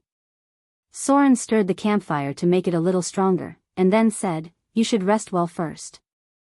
I guess you're tired too. We're going into the mountains tomorrow, and we may encounter some trouble. The girl looked at him doubtfully and whispered, going into the mountains? Aren't we going to wait here? No. Soren shook his head and said, I'm going in to do something. The girl was obviously very curious. She blinked and said, what are you going to do? There's no place for people to live in. Soren glanced at her and said lightly, to slay a dragon. The girl's eyes flickered, and she said in surprise, slay a dragon? There are no dragons in the Frost Kingdom, right? They're all afraid of my elder sister. It said that they all fled to Iceland. Soren was startled. It seemed that the legendary Princess Royal was more powerful than he thought. No wonder there were no dragons in the Frost Kingdom. Were they really scared away by the Princess Royal? How strong was this legendary destiny sorceress? Ice Quetzalcoatlus.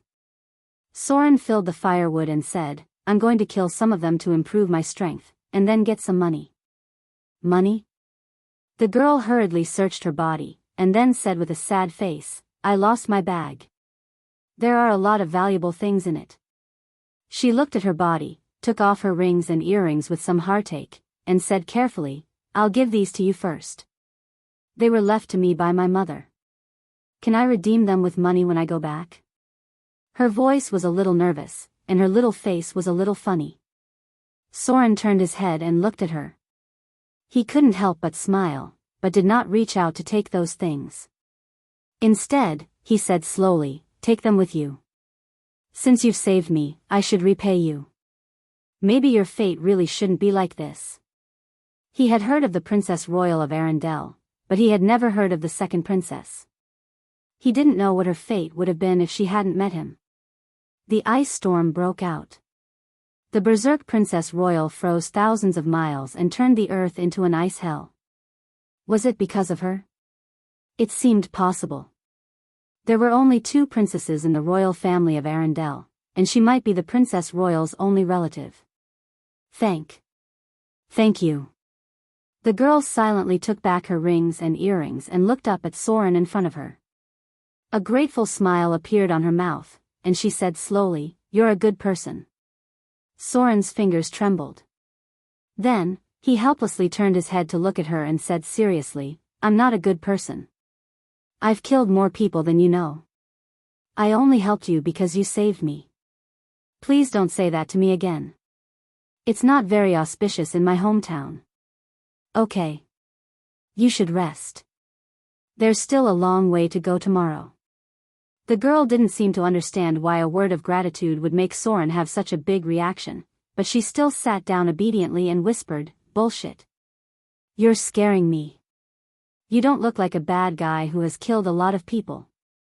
Soren's appearance was delicate, and he looked a little like a half-elf. The girl obviously didn't believe that Soren's hands were full of blood. She just thought that he didn't seem to like hearing this sentence. It was kind of like the people in the stories who stood up for justice in the dark. Otherwise, he wouldn't have saved her, right? Did he really kill a lot of people? The girl was obviously very tired. She soon felt sleepy and fell asleep on a rock with her head tilted. Time passed little by little. Soren took out a magic scroll and began to analyze it. The cold wind was howling outside.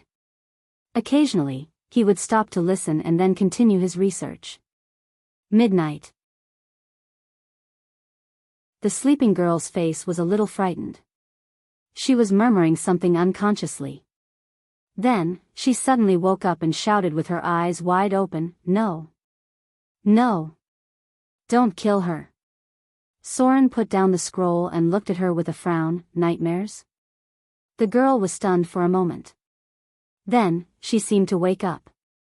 She gently nodded and carefully said, Can I sit next to you? Soren nodded. She slowly walked over and carefully sat next to Soren. She still seemed a little scared. Soren reached out and touched her hair. Then, he patted her back. The girl seemed to be relieved. She looked at the scroll in Soren's hand and then leaned her head on Soren's shoulder. Time passed quickly. Unknowingly, she grabbed the corner of Soren's clothes with her fingers. Her little head was also tilted to his knee. Her breathing gradually became even. Apparently, she had fallen asleep. Maybe she was really tired. It would be hard for a princess who lived like a princess to experience so many things in one day. Soren opened the magic scroll again and occasionally looked down at her.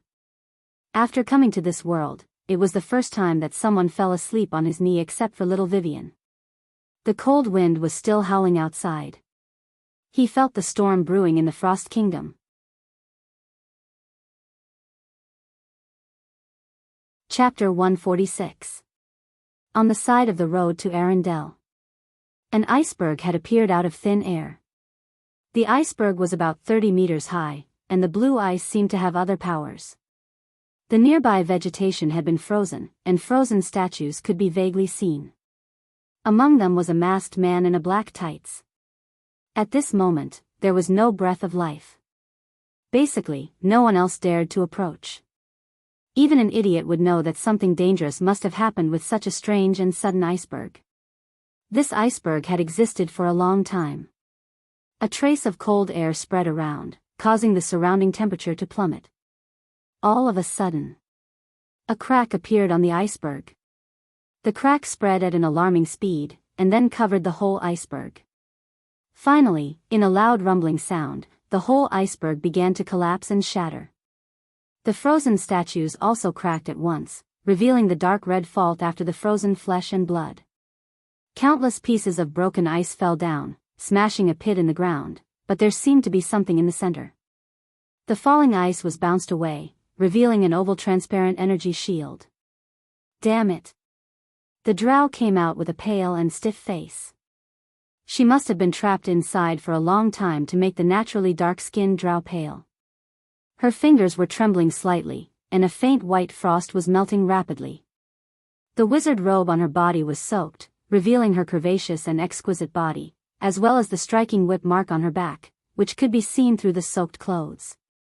She silently snapped her fingers, and all the moisture on her body disappeared, and her appearance changed back to her original appearance. The drow glanced coldly at the frozen and shattered body next to her with blood-red pupils, then frowned and said, "A bunch of useless males." After that, her figure flew up out of thin air. The drow looked at the broken ice in front of her. After the broken ice, the ice melted rapidly. This was ice produced by supernatural forces, not natural ice. She looked up in the direction of the sea, where Arendelle was. She frowned and murmured, "How can the ice and snow incarnation of a destiny warlock trap me? This ice has even sealed the dimensional space. This is not a power that mortals can have." Arendelle's Princess Royal. "Winter Maiden, what are you hiding from me?" She stretched out her finger and opened a spatial door. Then, she stepped into it. The ice on the ground was getting thinner and thinner, gradually revealing the frozen bloodstains and the broken limbs of the frozen statues. The faint smell of blood spread in all directions. On Arendelle's castle. The elder princess, who looked almost identical to Princess Anna, turned her head. There was an iceberg in the ice mirror in front of her. As she took a step forward, her figure disappeared into thin air. Her remaining silhouette dissipated with the cold wind, and one could vaguely see sparkling snowflakes dancing in the air before falling to the ground. The next moment, her figure appeared directly on the shore. The dancing wind and snow gathered in the air, turning into the beautiful and cold face of Princess Royal. Winter Maiden. Princess Royal looked at the frozen human-shaped statues on the pier, and there was a trace of anger in her blue pupils. Just this moment of delay, thousands of people nearby were frozen. Traces of ice were spreading towards Arendelle, and there were cries of horror from civilians all around. For this godlike power, these mortals had no ability to resist. As long as they were touched by the spreading ice, they would soon turn into ice sculptures. The expression on Princess Royal's face was fierce, like a queen. She waved her hand angrily, and the frozen sea was lifted up with ice spikes hundreds of feet high, directly forcing the figure of Winter Maiden to retreat hundreds of meters. The frozen sea around her cracked rapidly, and the frozen fish could be seen faintly. This sea was not only frozen on the surface, but even the sea below was completely frozen. A fierce momentum spread, and the ice and snow suddenly became violent. As the most praised female heir in the history of Arendelle, Princess Royal and Anna were two extremes. It was difficult to describe her temperament in words. If there was anything, it should be the legendary aura of a king. This was an existence that would make you feel like a queen at first glance, an existence that would make you feel reverence and awe. In Arendelle, some people even worshipped her as a god. Your Majesty. Your Majesty. The light of spells emerged, and the court wizards of Arendelle finally arrived. Many of them were women, and a blue light broke through the air. It was a legendary profession. Arendelle was a wonderful country. The women here were far more talented than the men. Nearly half of the spellcasters in the court were women. Here, women could also be the lords of the city and have the same status as men, but they did not discriminate against men like the drows. Legend has it that they were the descendants of the goddess of ice, an ancient god who had left her bloodline here. In the history of Arendelle, the members of the royal family who were titled as queens were similar to men. Nearly half of Arendelle's history was ruled and managed by queens. Princess Royal turned and glanced at them, then said, "Stand down." The existence in front of them was not something that mortals could fight against. Even legendary professions had no ability to fight against her. Because she was the Winter Maiden. One of the gods who had existed in the world for a long time. Although she had been limited to the power of a weak divine power, she was still much stronger than most legendary professions. Your Majesty. The court wizards around hesitated for a moment, but they obediently retreated to the back, including one of the legendary professions. It seemed that the Princess Royal had a very high prestige in Arendelle. After the court wizards retreated, they immediately began to work together to cast a protective barrier against the gradually spreading ice. In the Frost Kingdom, evocation spells were very popular, and evocation ice witches were often seen here. At last, the Winter Maiden spoke. Her voice seemed very ethereal, as if it did not exist in this world at all. She looked at Princess Royal blankly and said slowly, "I have come to take back what belongs to me. A mortal does not deserve to have such power." Princess Royal could not help but frown. She could not understand the other party's words. But she still said seriously, "Gods should not come to the mortal world at will, let alone hurt innocent civilians. Winter Maiden. Please take back your avatar, or you will be punished." A strange smile appeared on the Winter Maiden's face, and she said slowly, "Do you really think this is just my avatar?" Her figure disappeared on the spot. A biting cold wind blew, and the figure of Frost Maiden dissipated with the wind. The next moment, she appeared directly behind Princess Royal. Her fingers turned into a cold light, instantly stabbing towards Princess Royal's heart. Blood splattered. The white palm was like a sharp blade, directly piercing through Princess Royal's heart. The palm covered in blood held a beating heart, and then clenched tightly. Bang! A cruel smile appeared on the Winter Maiden's face, and she said slowly, "Sure enough, you are just a humble mortal. You are not qualified to have such power." There was a cry of exclamation all around. "Princess Royal! Your Majesty!" Several figures flew out in succession, and a blue light flashed across the sky. Some kind of strange creature that did not look like a human and was wrapped in ice could be vaguely seen. The heart turned into powder in the palm of the Winter Maiden, but the original blood suddenly turned into crystal snowflakes. Princess Royal's stiff body disappeared with the wind and turned into ice and snow dancing in the sky. The drops of blood that fell all melted. The smile on the Winter Maiden's face stiffened, and she looked at the sea under her feet for a moment. Another Princess Royal appeared on the sea. There was a flash of light in her blue eyes, and her silver-white long hair fluttered in the wind. The dress on her body turned into crystal blue in an instant, and the surrounding space seemed to be distorted. A phantom light covered by ice and snow could be vaguely seen behind her. Princess Royal lifted her toes and stomped on the frozen sea. In the blink of an eye, a crystal snowflake outline appeared on the sea, covering a range of hundreds of meters. 6 pillars of ice rose up, and countless ice crystals spread out, causing the entire sea surface to shake violently. The crystal ice spread at an amazing speed, and the flying ice and snow formed a wall on the sea. For snowflake emblems appeared around the wall, and then an ice fortress with a diameter of hundreds of meters was formed in an instant, like a prison shrouding the figure of the Winter Maiden. The figure of Princess Royal appeared in front of the frozen fortress. Her expression was very dignified, frowning and looking at the Winter Maiden in it. She could feel a huge force brewing. The other party did not suffer any harm, but was temporarily trapped in it. The ice on the surface of the sea gradually cracked. The ice fortress formed in the blink of an eye stood on the frozen sea. Princess Royal raised her hand and opened a dark space door. The light of countless stars could be vaguely seen inside, as well as flying and flashing materials. She frowned and took a deep breath.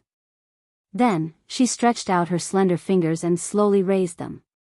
There was a loud sound as if the sky was falling and the earth was cracking. The entire sea level was collapsing rapidly. This ice fortress that covered an area of over 100 meters gradually rose up. A huge gap could be seen in the frozen sea. Immediately, the entire ice fortress was sent into a different dimensional space, and the frozen sea was already cracked. Princess Royal's face was slightly pale. She looked up at the sky. The dark dimensional space had disappeared, and a blue ice fortress could be faintly seen flying in the void. With the movement of those strange materials, it turned into a tiny dot in an instant. She waved her hand gently, and the frozen sea gradually melted. The ice that spread for dozens of miles quickly dissipated.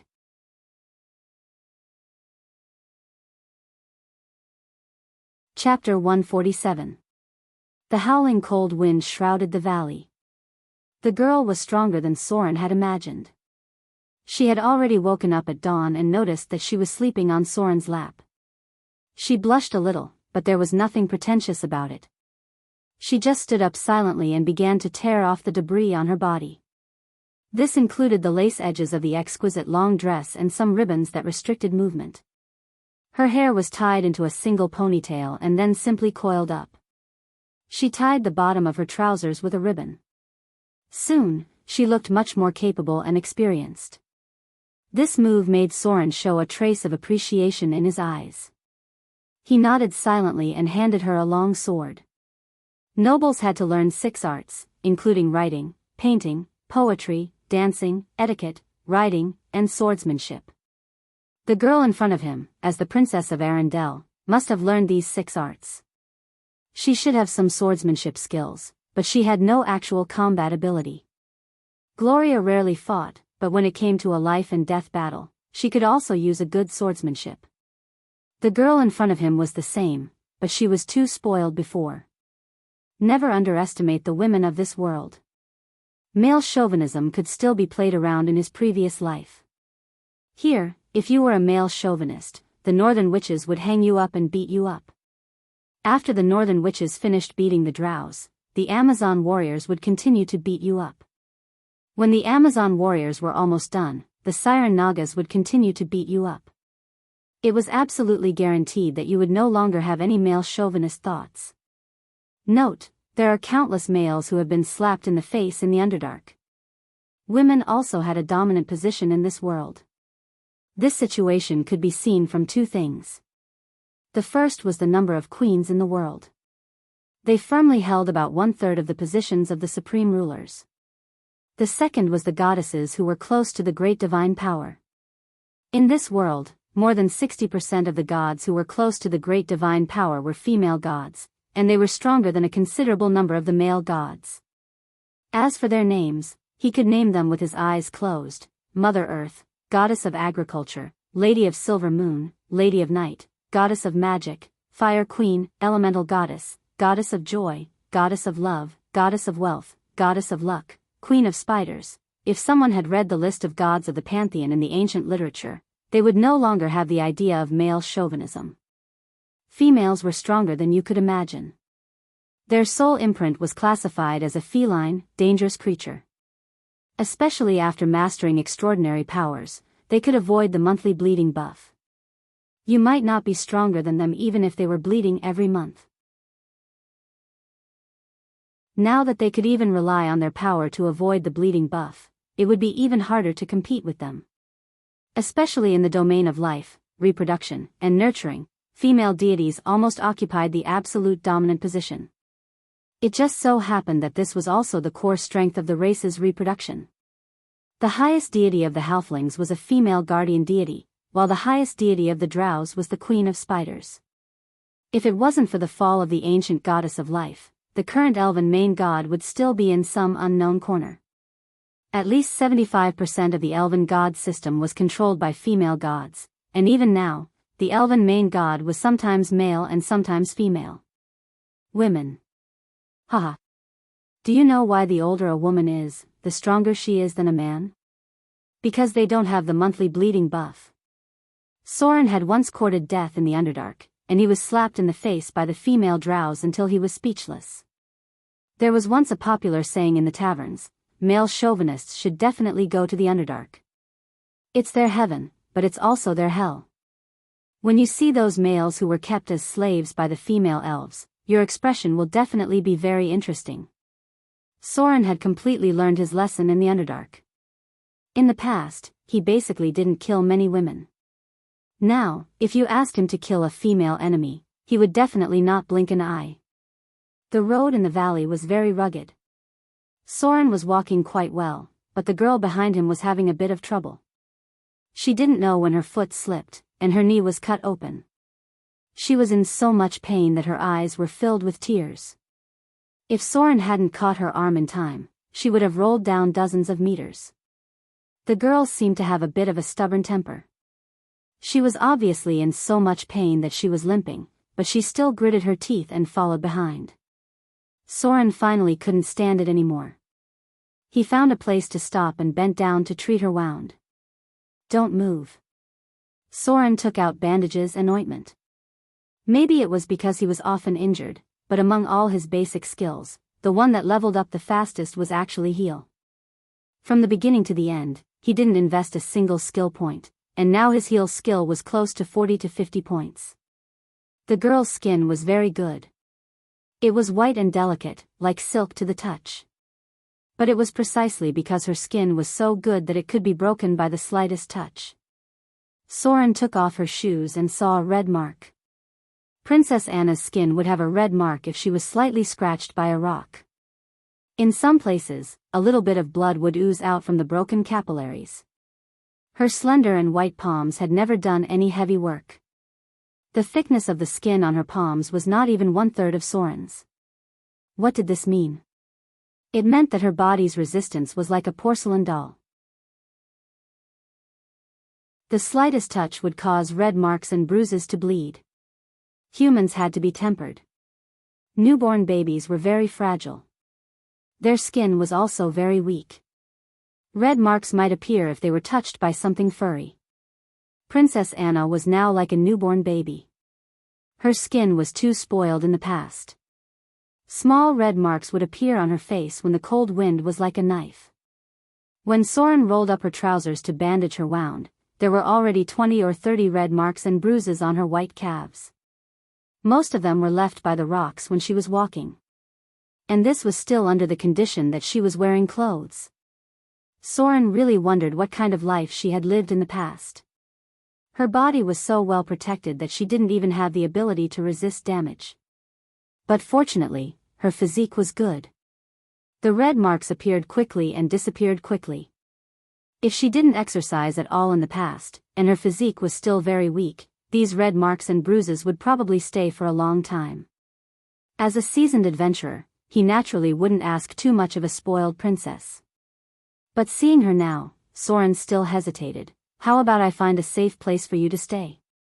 I will prepare enough food and supplies for you. You stay there for a few days, and then I will come back for you in 2 days. No. The girl's body stiffened when she heard this. She immediately reached out and grabbed his finger.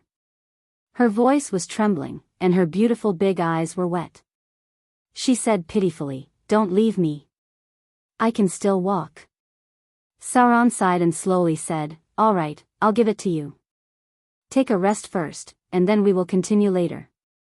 In such a rugged terrain, it was very troublesome for him to carry a person. Some places were too steep and there was no road. He also needed to climb with his bare hands. The girl in front of him had almost no experience in the wilderness. If it wasn't for her good physique, he would have a headache. The two of them did not rest for long. It seemed that Princess Anna was worried that Soren would leave her in this deserted mountain. After a little rest, Princess Anna said that she could walk, although she still walked with a little limp. There were tears in her eyes. She had probably never suffered like this in her life. Inexplicably, she felt a little wronged and uncomfortable. Perhaps because she was distracted for a moment, she lost her balance and fell again. This time, her whole body fell onto the snowy ground, and her hair was covered with mud and snow. She probably felt wronged and uncomfortable in her heart. After falling, she didn't get up. Instead, she directly lay on the snow and cried, leaving a wet mark on the ground. "Are you okay?" Soren came over and reached out to help her up, but he didn't expect the girl to throw his hand away and cry, "Don't worry about me. Just go. I'm so useless. I'll definitely drag you down. Sister. Woo-woo. Anna is so sad. Anna is so scared. Woo-woo." Sure enough, she was just a child. Soren squatted next to the crying girl, shook his head and sighed. Then, he put one hand on her neck and the other hand on her legs and picked her up. The girl weighed about 90 pounds, which was a little taller than other girls of her age. This weight was barely within the range of his physical endurance, but it certainly wasn't at the level of physical exhaustion. If he carried her like this, his physical strength would gradually decrease, and it would be inconvenient for him to climb and walk. Ah! The girl was picked up by Soren, and then she was in Soren's arms for a while. "Come." Soren put her on his back and said in a deep voice, "Hold my neck, I'll carry you. Hurry up. Unless you want me to leave you here." The girl hesitated for a moment, and then she carefully reached out and hugged his neck. The two of them moved forward like this. In the snowstorm, Soren had no choice but to carry the spoiled princess on his back. His speed suddenly decreased by half. The girl's face was covered in tears, but there was still a faint smile on her face. Her crying and laughing expression was very funny, but she still obediently hugged Soren's neck and shrunk her body on his back. The cold wind in the mountains was very strong. She couldn't help but lean on Soren's back, and her nose was still choking with sobs. She accidentally cried too hard, and she couldn't take it back for now.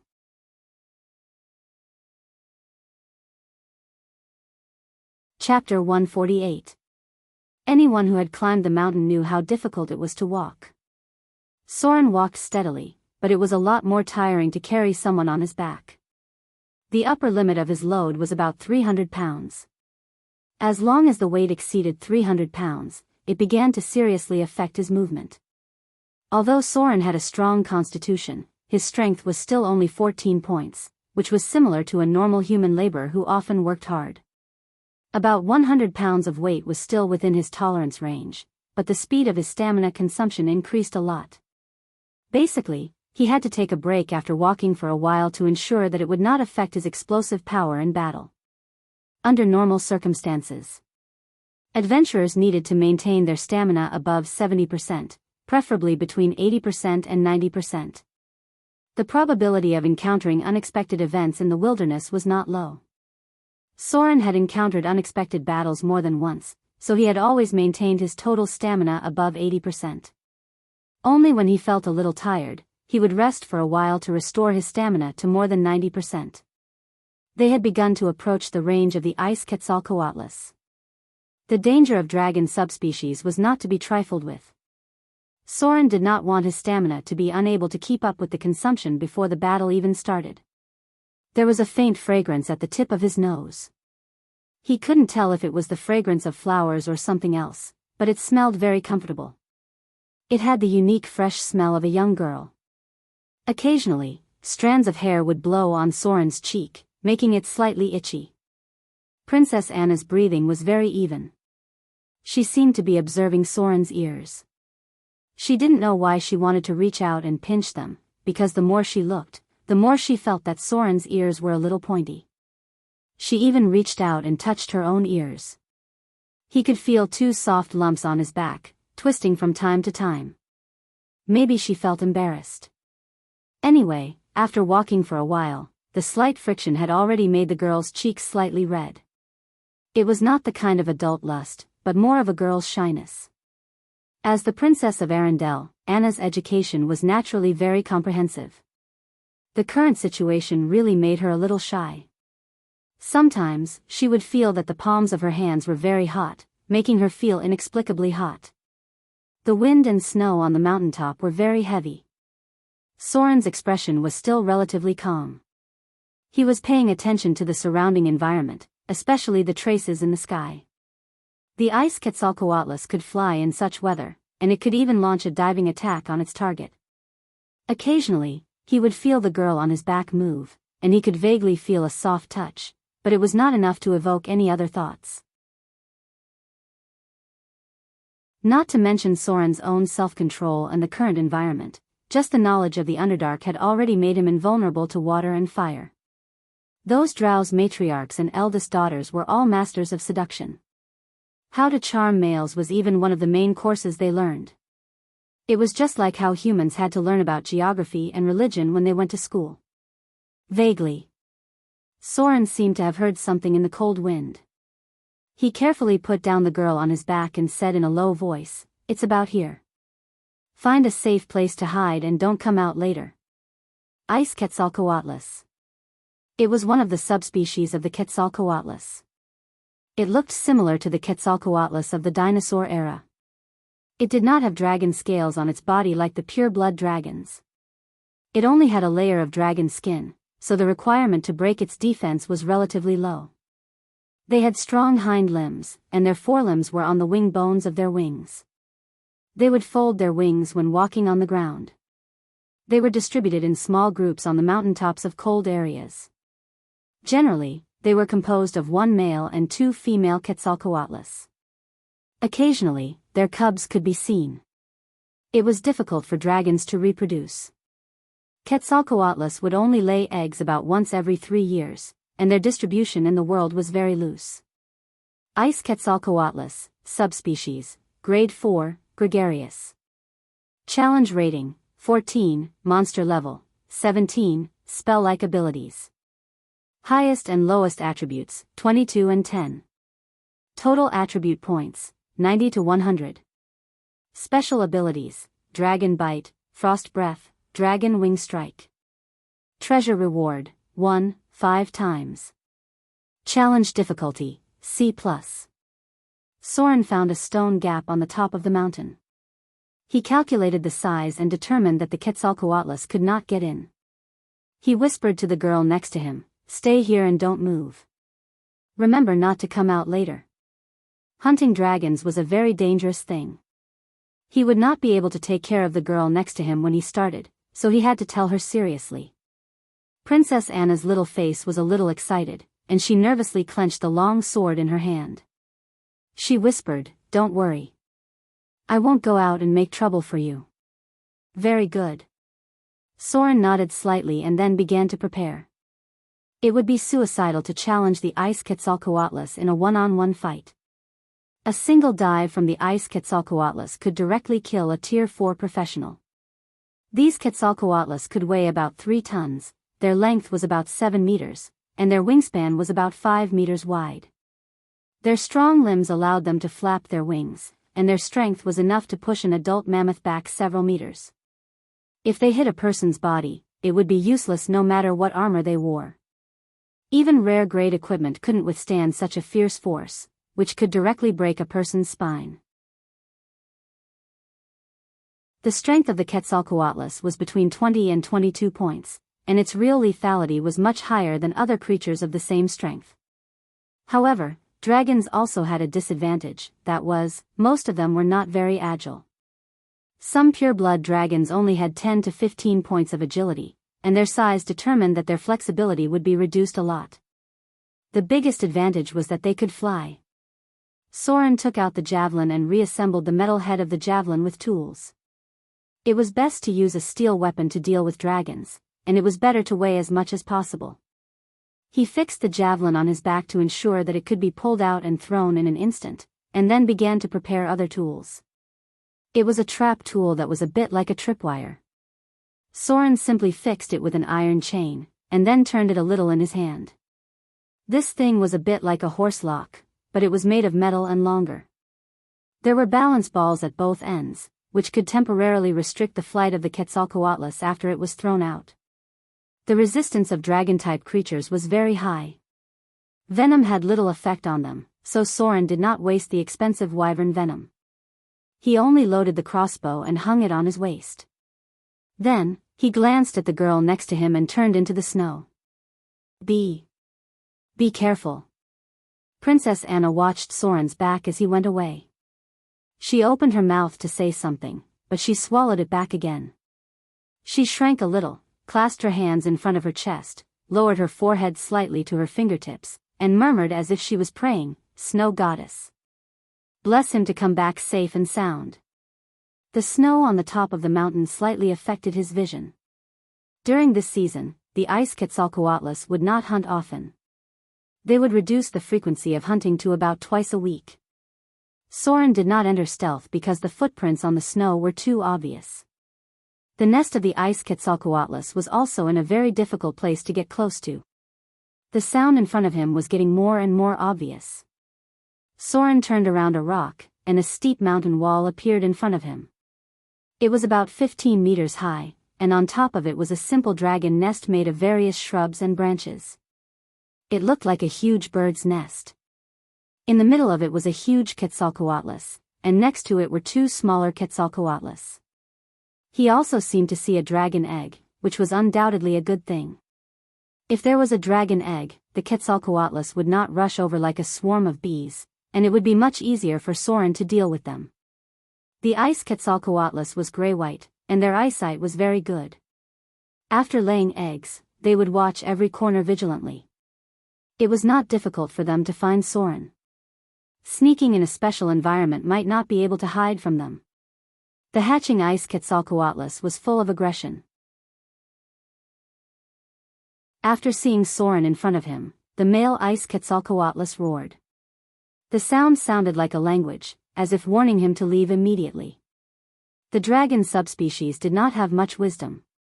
After finding that Soren did not move at all, the male ice Quetzalcoatlus immediately spread its wings and flew up, setting off a large gust of wind and snowflakes, directly flying dozens of meters in the air. The attack of the dragon subspecies was very fierce. But the general pattern could still be grasped. The male ice Quetzalcoatlus circled in the sky and swooped down toward Soren. When it opened its bloody mouth full of sharp teeth, it directly spat out a cold frost. This was the first attack of the dragon subspecies. More than half of the dragon subspecies like to use dragon breath to destroy their enemies. The ice Quetzalcoatlus swooped down very fast. When it was 10 meters close to the ground, it opened its mouth and spat, then flapped its wings fiercely and flew back into the air. This was the critical moment to fight against the Quetzalcoatlus. Although they looked like wild beasts, they were very cunning and dangerous. Adult Quetzalcoatlus rarely landed to fight with the enemy. They would hover in the air and only dive down when they found a chance to attack. The force of this dive was so great that even a close legendary shield warrior would be injured. The Quetzalcoatlus was always looking for a chance to kill the target with a dive. Only when they had no other choice would they fight on the ground. If Soren wanted to deal with them, he had to force them to come down. In order to force them to come down, he had to resist the frost breath. When a strong stench hit his face, he suddenly twisted his body and moved away a little. Then, in an instant, he threw out the chain in his hand. Soren's left arm was frozen into ice at a speed visible to the naked eye. Half of his body was covered with frost, but the chain in his hand was also thrown out quickly. After hitting the Quetzalcoatlus's narrow neck, it wrapped around the claws of the Quetzalcoatlus's left wing. This was not the kind of chain that tied the Quetzalcoatlus up. It was just wrapped around the Quetzalcoatlus's wing bone. The ice Quetzalcoatlus was not injured. But its flight path had completely changed. It could not fly at all even if it desperately flapped its wings. It almost flopped down from a height of more than 10 meters, and then hit the cold rock on the ground with a bang. At this time, it was really injured. The injury was more serious than when Soren cut it.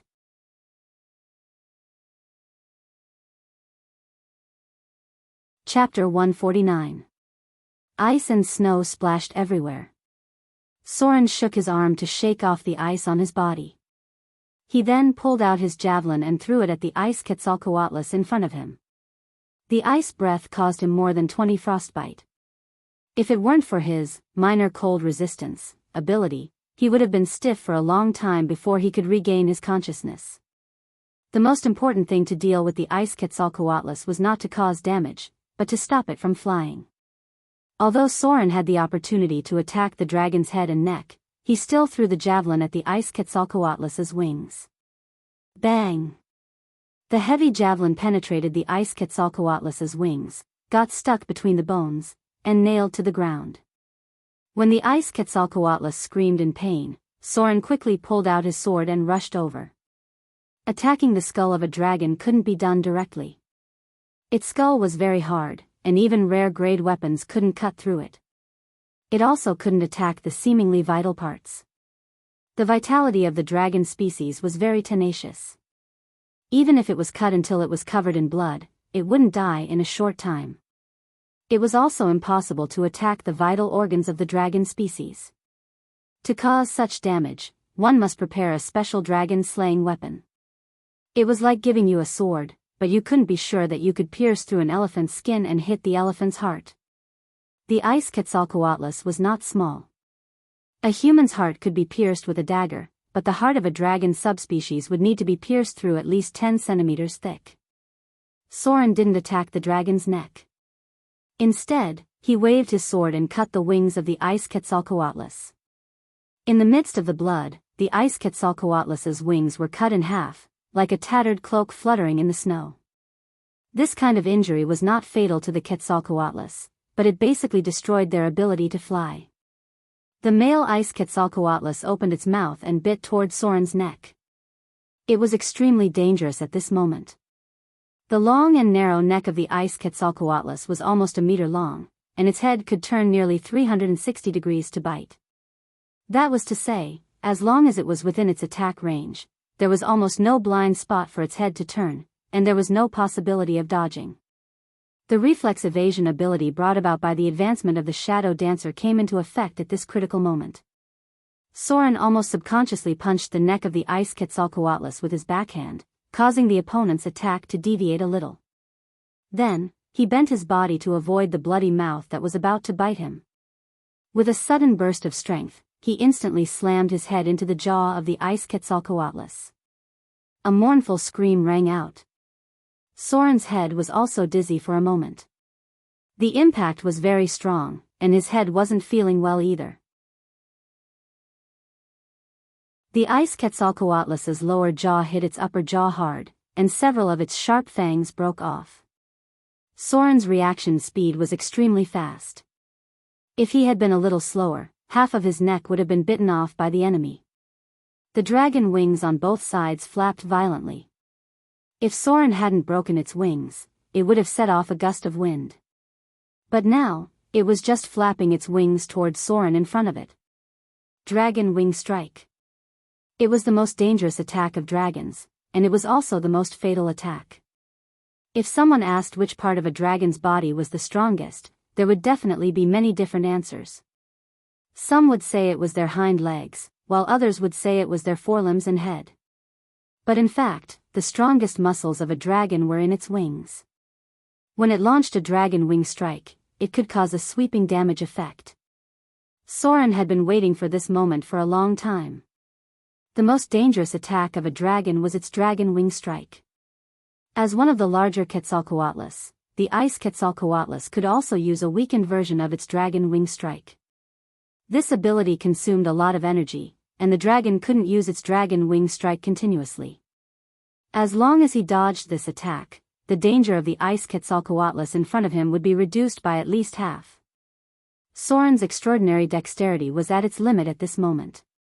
His body was almost bent at a 90-degree angle, and he dodged the dragon wing strike in front of him by a hair's breadth. The fierce wind blew his hair up, and the rocks next to him were cracked by the dragon's claws. At this moment, Soren switched from holding the sword with one hand to holding it with both hands. Then, along the gaps between the bones, he cut through the dragon's skin and muscles, creating a wound nearly half a meter long. The hot dragon's blood splashed half of his body, and his skin was tingling a little. Most dragon subspecies' blood had a weak corrosive effect. Creatures had muscle and bone tracks in their bodies, and it was much easier to cut along these tracks. It was a bit like a butcher dismembering a cow. Legendary melee professions had the legendary ability, insight into weakness, which could also achieve a similar effect. Basically, they could inflict more serious damage on the enemy's body. At this moment, Soren seemed to have broken through the state, and he caused nearly 50 points of damage to the ice Quetzalcoatlus. He rolled to distance himself, and his arm was slightly cut by the sharp ice on the ground. Then, he turned over and stood up in an instant. Soren heard the noise from behind, and other ice Quetzalcoatlus rushed over. Sure enough. After the male ice Quetzalcoatlus attack was thwarted, the two female ice Quetzalcoatlus at the back became restless. One of them immediately rose into the air, and then rushed towards Soren in front of her. He pulled out another short javelin in an instant, and he basically didn't aim at the target. He didn't even have time to aim. He just relied on his intuition to throw the javelin. However, such an attack was enough to deal with the huge ice Quetzalcoatlus. The short javelin hit the ice Quetzalcoatlus' abdomen, and it struggled and wailed for a while. The dragon's claw came from the side. Soren's body emitted a faint magic aura, and the protective energy of stone skin was instantly activated. The dragon's claw hit him and sent him flying 3 meters away, but it didn't cause enough fatal damage. The third ice Quetzalcoatlus also flew up. It seemed to have realized that the enemy in front of it was unprecedentedly dangerous. It temporarily gave up guarding the dragon egg, and with a roar, it launched a dive attack. Swoosh! The crossbow shot the enemy, and Soren jumped behind a rock to avoid the attack. He then raised his hand to wipe the blood from the corner of his mouth. Then he took out the last short javelin, jumped on top of the rock, and threw it at the injured ice Quetzalcoatlus in the sky. He first shot down the one that was about to stop flying. The other ice Quetzalcoatlus didn't attack so quickly. After a dive attack, it had to hover in the air again, and then find a suitable angle to attack from the sky. Soren only had a short time. At most, the ice Quetzalcoatlus would turn around and launch another dive attack. Bang! The javelin hit the smaller female ice Quetzalcoatlus again. It finally shook and fell. The muscles near its wings were penetrated by the javelin, and its flying strength was reduced a lot. The vitality of the dragon subspecies was very tenacious. Their basic HP was more than 12 points. Any dragon subspecies had a vitality close to that of a legendary warrior. They conservatively estimated to have more than 300 HP. If he couldn't deal fatal damage, he could only deplete their HP bit by bit. Shadow Strike. Soren roared, cut open the abdomen of the male ice Quetzalcoatlus, and then jumped on its back. The other party suddenly struggled violently, trying to roll over and throw Soren off. But at this time, he suddenly exerted all his strength. The tip of his foot stepped on the ice Quetzalcoatlus, and his figure leaped up in an instant. The strength of his whole body was concentrated in a line, mixed with the force of falling. Then he clenched his curved sword with both hands and slashed down. The power of sword form, heavy hack, combined with shadow strike was slashed at the male ice Quetzalcoatlus' neck. Decapitation. A dragon's head was directly cut off, and the crazy blood covered Soren's whole body. It was as if he had taken a bath with dragon's blood. A row of data appeared. Activated Shadow Strike. Activated, sword form, heavy hack. You've dealt 85 damage to the target, heavy hit.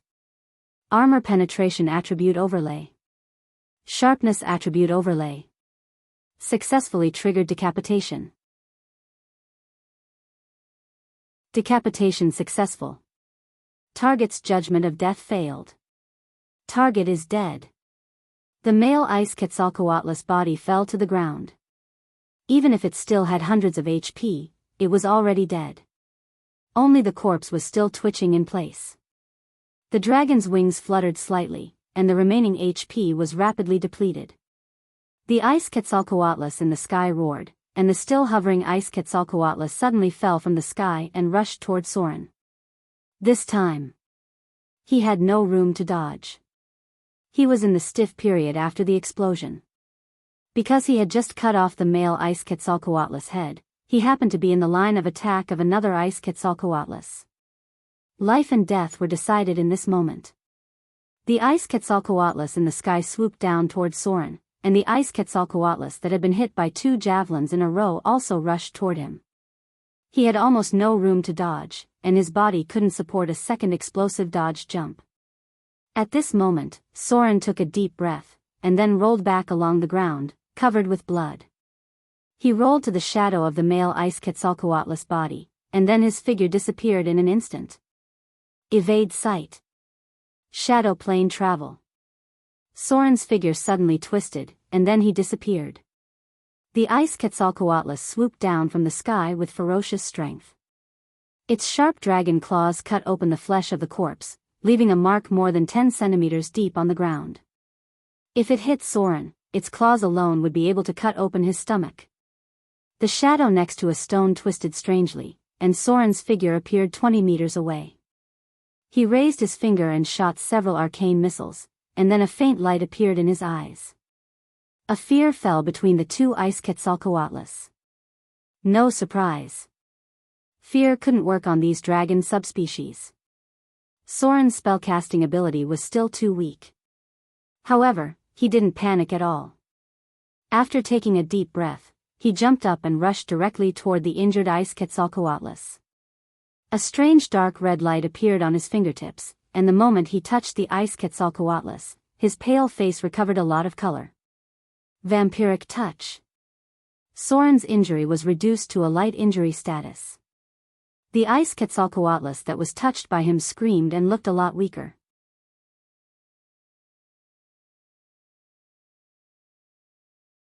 Chapter 150. Among the low-grade spells, there were 2 major close-range touch spells. One was Vampiric Touch, which could reduce the enemy's HP and then transfer it to the caster. The other was Ghoul Touch, which could paralyze the opponent if they couldn't pass the test of fortitude. After Soren absorbed more than 30 HP, his injuries were basically healed. The frostbite on his arm was almost immediately removed by the abundant life force. Necromancy spells were very useful in actual combat. The ice Quetzalcoatl in front of him was obviously slower because of its injury. Shadow Strike. Soren's rogue profession was level 9, and he could launch Shadow Strike 9 times a day. As long as there was a direct contact with the opponent, the shadow energy could cause 9 points of erosion damage.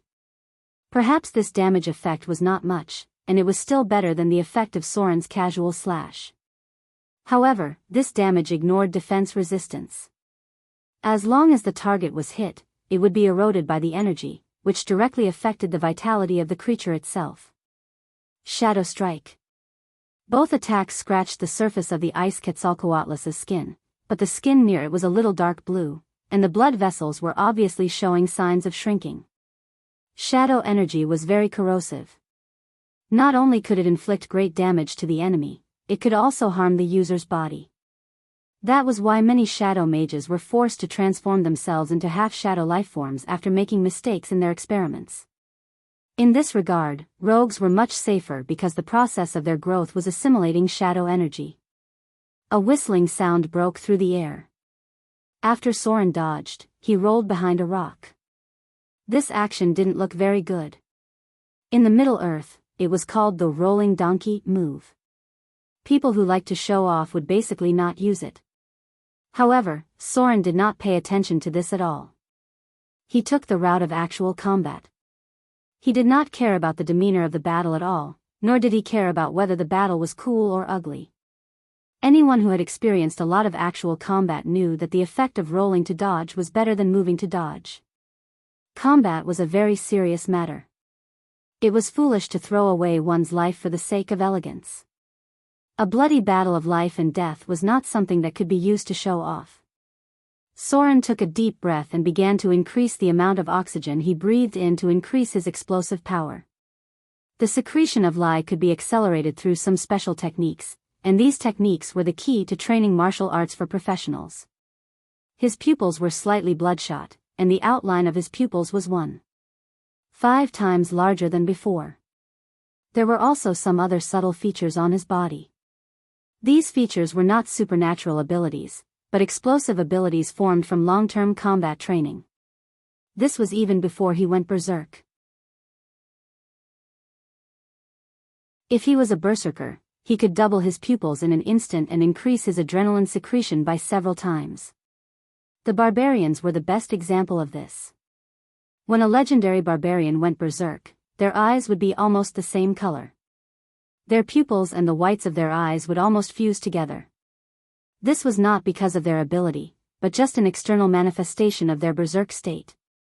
During this time, a professionist's ability to capture movement will be greatly strengthened. His heart began to beat faster, like a passionate drum. The moment Soren rushed out, his heart rate almost doubled. This kind of explosive ability required a strong constitution to support it. The consequence of losing the constitution was that the blood vessels would burst. Therefore, many berserkers had a short lifespan. The main reason was that their constitution could not keep up with the consumption. They had used their berserk ability too many times, so they overdrew their own vitality. This was like a master of external martial arts. Quite a few of them could not even live as long as ordinary people. The reason why Sauron added a core point to vitality was to deal with situations like this. Decapitation strike. He leaped out and landed directly on the back of the ice Quetzalcoatlus. Then he twisted his waist and stepped forward to perform a spinning slash. Relying on his strong balance, he found a point on the back of the ice Quetzalcoatlus and used, sword form, heavy hack, again. A row of data appeared, activated shadow strike. Activated, sword form, heavy hack. You've dealt 72 slash damage to the target, heavy hit. Armor penetration effect. Sharpness effect. Successfully triggered decapitation strike. Decapitation failed. Target's fortitude test failed. Target has entered a state of severe bleeding. Clang. Soren's curved sword cut into the neck of the ice Quetzalcoatlus. This time, he did not cut into the gap between the bones. Instead, he cut directly into the bone, and his palm was a little numb from the shock. The neck of the ice Quetzalcoatlus was cut 10 centimeters deep, and half of the bone was visible. Without enough strength, Soren could not rely on his rare-grade weapon to cut through the dragon's bones. He only caused a severe injury to the target. A large amount of blood gushed out crazily. The ice Quetzalcoatlus let out a frenzied howl. Its whole body kept rolling, and Soren's figure was directly thrown out. Bang! The protective energy of the stone skin on Soren's body vibrated. He was accidentally swept by the dragon's wings and suddenly felt that 2 of his ribs were broken. A mouthful of blood rushed to his throat, but he forced it back down. The ice Quetzalcoatlus, whose neck was cut in half, seemed to have injured its blood vessels. Blood gushed out like a faucet opened to the maximum, and the surrounding area of more than 10 meters was covered in blood. Its vitality was rapidly depleted, and soon its breathing gradually weakened. There's one more. Soren did not dare to look back. He flew into the shadows, and then activated evade sight to enter the state of stealth. A dragon's claw with a cold light slashed behind him. Sparks burst from the cold rock, and it left a claw mark that was more than 10 centimeters long and about 5 centimeters deep. The claws and teeth of these ice Quetzalcoatlus were sharper and stronger than metal. Soren's leather armor could not withstand their attacks at all. Only the protective energy of stone skin could resist their attacks. The attack missed, and the ice Quetzalcoatlus obviously retracted its claws. Soren flashed out from the side and swung his sword at the enemy's neck. He did not know if it was because their necks were too long, or because Soren liked the thrill of decapitation, but in the following battle, he slashed the enemy's neck several times in a row. Unfortunately, there was no chance for him to exert his strength. Ordinary slashes could at most break the dragon's skin. If he was unlucky, the blade might even get stuck in the spine. However, the effect of the attack was undoubtedly very good. The enemy was bleeding faster and faster, and it began to have difficulty moving its head. That was a moment of opportunity. Soren seized the opportunity when the enemy retracted its wings, turned over and sat on the neck of the ice Quetzalcoatlus, and then used all his strength to press its head down. The continuous bleeding had reduced its strength, and for a moment, its head was heavy. Then, a cold light flashed, and Soren launched another decapitation attack. But this time, the data that appeared was different. Activated Shadow Strike. Activated Sword Form, Heavy Hack. You've dealt 78 damage to the target, Heavy Hit. Armor Penetration Effect. Sharpness Effect. Successfully triggered decapitation. Decapitation successful. Target's judgment of death failed. Target directly died. The battle is over. After this battle, you've learned something about sword form, decapitation. The data of the battle skill appeared. Soren knelt on the ground with a thud, his chest slightly panting, and then struggled to get up. He was not in a hurry to clean up the battlefield, but took off his clothes. There were obvious traces of a dent in his chest, and that was his ribs that were broken by the ice Quetzalcoatlus. But fortunately, part of the damage was blocked by stone skin, and the degree of the broken ribs was not serious, and it did not directly pierce into his lungs.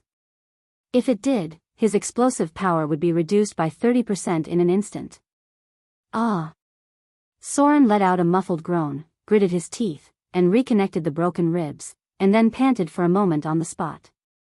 Blunt damage was sometimes more serious than piercing damage, especially when the blunt damage hit the head, and it was possible to directly knock someone out. In the past, he liked to use blunt damage to deal with heavy armor warriors, which could temporarily stun enemies who were not strong enough. To deal with those heavy armor warriors who were like tortoise shells, the effect of slashing and piercing was not enough to cause fatal damage to them. His chest was hit by blunt damage, which was the easiest way to break bones. Fracture, paralysis, shock, stun. Soren looked at the battle skill prompt that appeared, and then began to clean up the spoils in front of him. First was the skinning. Dragon skin was an important raw material for making rare leather armor, and it was quite valuable. The meat of the Quetzalcoatlus could not be eaten directly. Only an extraordinary body like his could withstand it, and ordinary people could be poisoned if they ate it. The most poisonous sub-dragon species were the wyverns, and their meat could directly poison people to death. The meat of the ice Quetzalcoatlus belonged to the cold attribute. He even remembered that there was once a Chinese medicine expert who calculated the medicinal properties of dragon meat. For example, ice Quetzalcoatlus, cold attribute, great cold, cold poison, liver, lungs, and kidney meridians, replenishes vitality, strengthens muscles and bones, strengthens strength, nourishes kidney yang, calms liver and improves eyesight. Those with weak spleen and stomach should not eat it. It can detoxify, but should not be eaten too much or for too long. Women should not eat it during their menstrual period.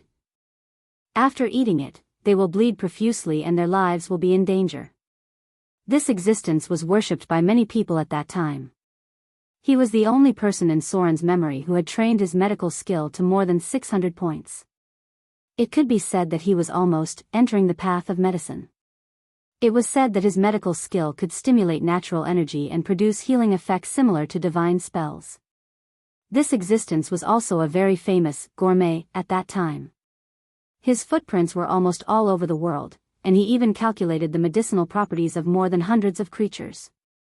He was also the idol of the foodies at that time. It was said that because he ate indiscriminately, his constitution dropped from 18 points all the way to 12 points, and there was no way to recover it with divine spells. In the end, he died. Soren did not remember how he died, but he was sure that it was because he ate something that he should not have and was accidentally poisoned. His death could be considered a worthy one. Soren chose a suitable place to start skinning, and then cut off some parts of the dragon meat.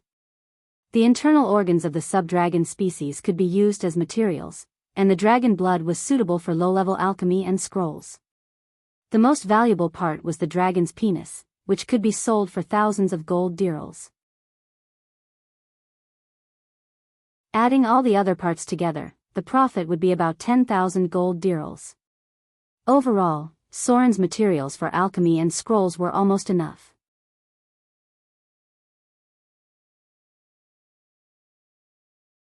Chapter 151. The ice Quetzalcoatlus was huge. The male weighed more than 3 tons, and the other two weighed about 2 tons, so Soren could only pack them as much as possible and choose a better place to bring them back. Normally, there would be 5 or 6 people on an adventure, and that would be enough to transport the valuable items back. There was no such thing as a divine ring with unlimited storage space in this world. The closest thing Soren had seen to a divine ring was the 30-foot storage glove and storage ring. Among all the professions, the only ones who had unlimited storage space were the legendary spellcasters, and then there were the powerful gods because they could open up a dimensional space. If you didn't open up a dimensional space yourself, the storage space of a rare great equipment would be very small. Soren was covered in blood. He took a break to tidy up his clothes, then raised his hand and snapped his fingers. The blood on his body gradually disappeared, but there was still a faint smell of blood. Level 0 spells were very practical, and many times they could solve problems that troubled you. In the wilderness, rogues were the dirtiest because they didn't care about their manners when scouting and exploring. They had to lie on the ground when they should, and even if there was feces in the mud, they still had to squat and sneak around. The dirtiest ones were the warriors and rangers, who sometimes had to play a cameo role. The only handsome one in the team was the spellcaster, who was clean and tidy.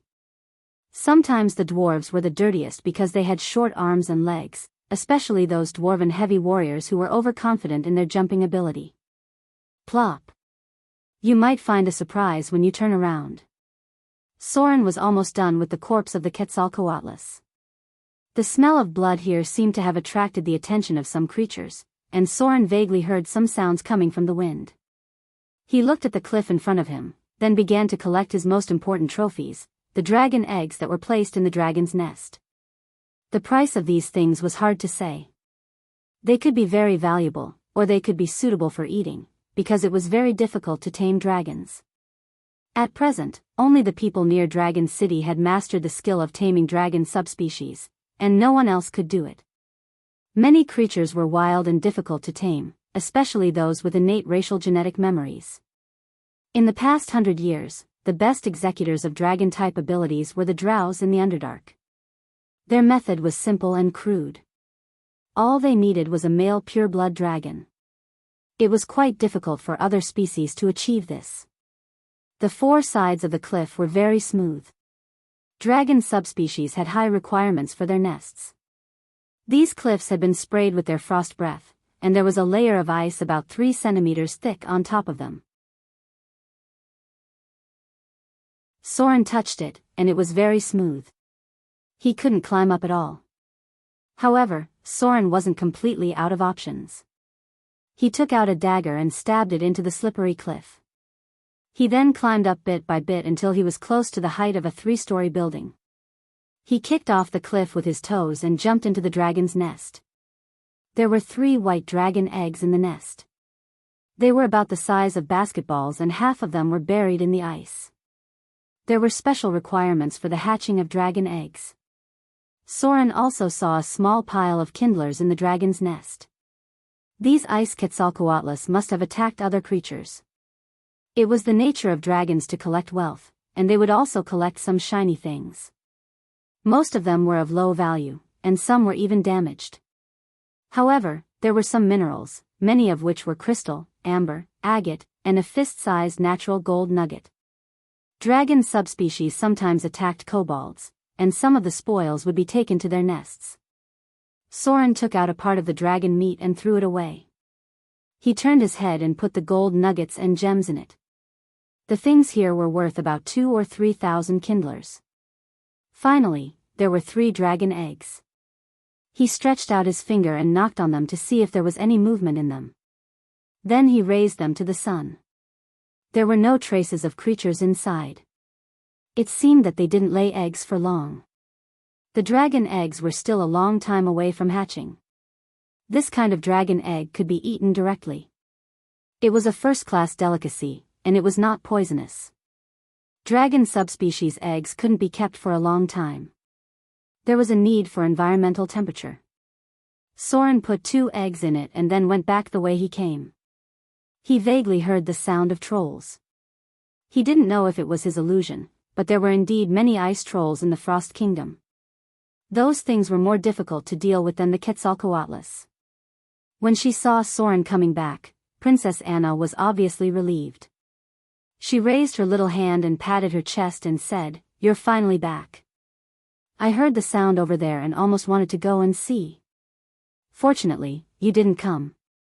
Soren raised his hand and raised the dragon egg in his hand, raised his eyebrows and said, "I'll treat you to something delicious."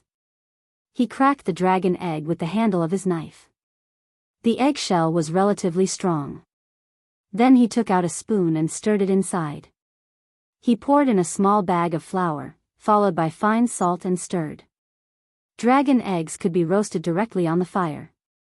After roasting, they were similar to cooked eggs. The taste was quite delicious. He used to peel and eat them like this. Dragon subspecies were widely distributed and could be seen almost all over the world. Many high-grade adventurers had eaten dragon eggs, and sometimes the pure-blooded ones were also roasted and eaten. The survival rate of dragon eggs is only 1/10. Princess Anna's expression seemed a little worried. She stretched out her white finger and pointed at Soren, then whispered, "I started to hear something in the north." "Something?" Soren went to the southwest. There were other creatures in the north. His face was a little dignified. After fixing the dragon egg, he jumped on the rock and looked around. Unfortunately, he couldn't see anything. Then he slowly said, "It may be the ice trolls. We'll go around them later. We'll stay on the mountainside for 2 days, and then go through the mountains towards the sea. The tormented believers won't guess that you can go over the mountains. We can go around to Arendelle from there." Princess Anna stood up and looked at the mountains in the distance. She murmured, "Can we go over there?" "There's no way. There are many places that we can't get through." "Yes," Soren fiddled with the dragon egg and said in a deep voice, "so you have to wait for me to learn a spell first."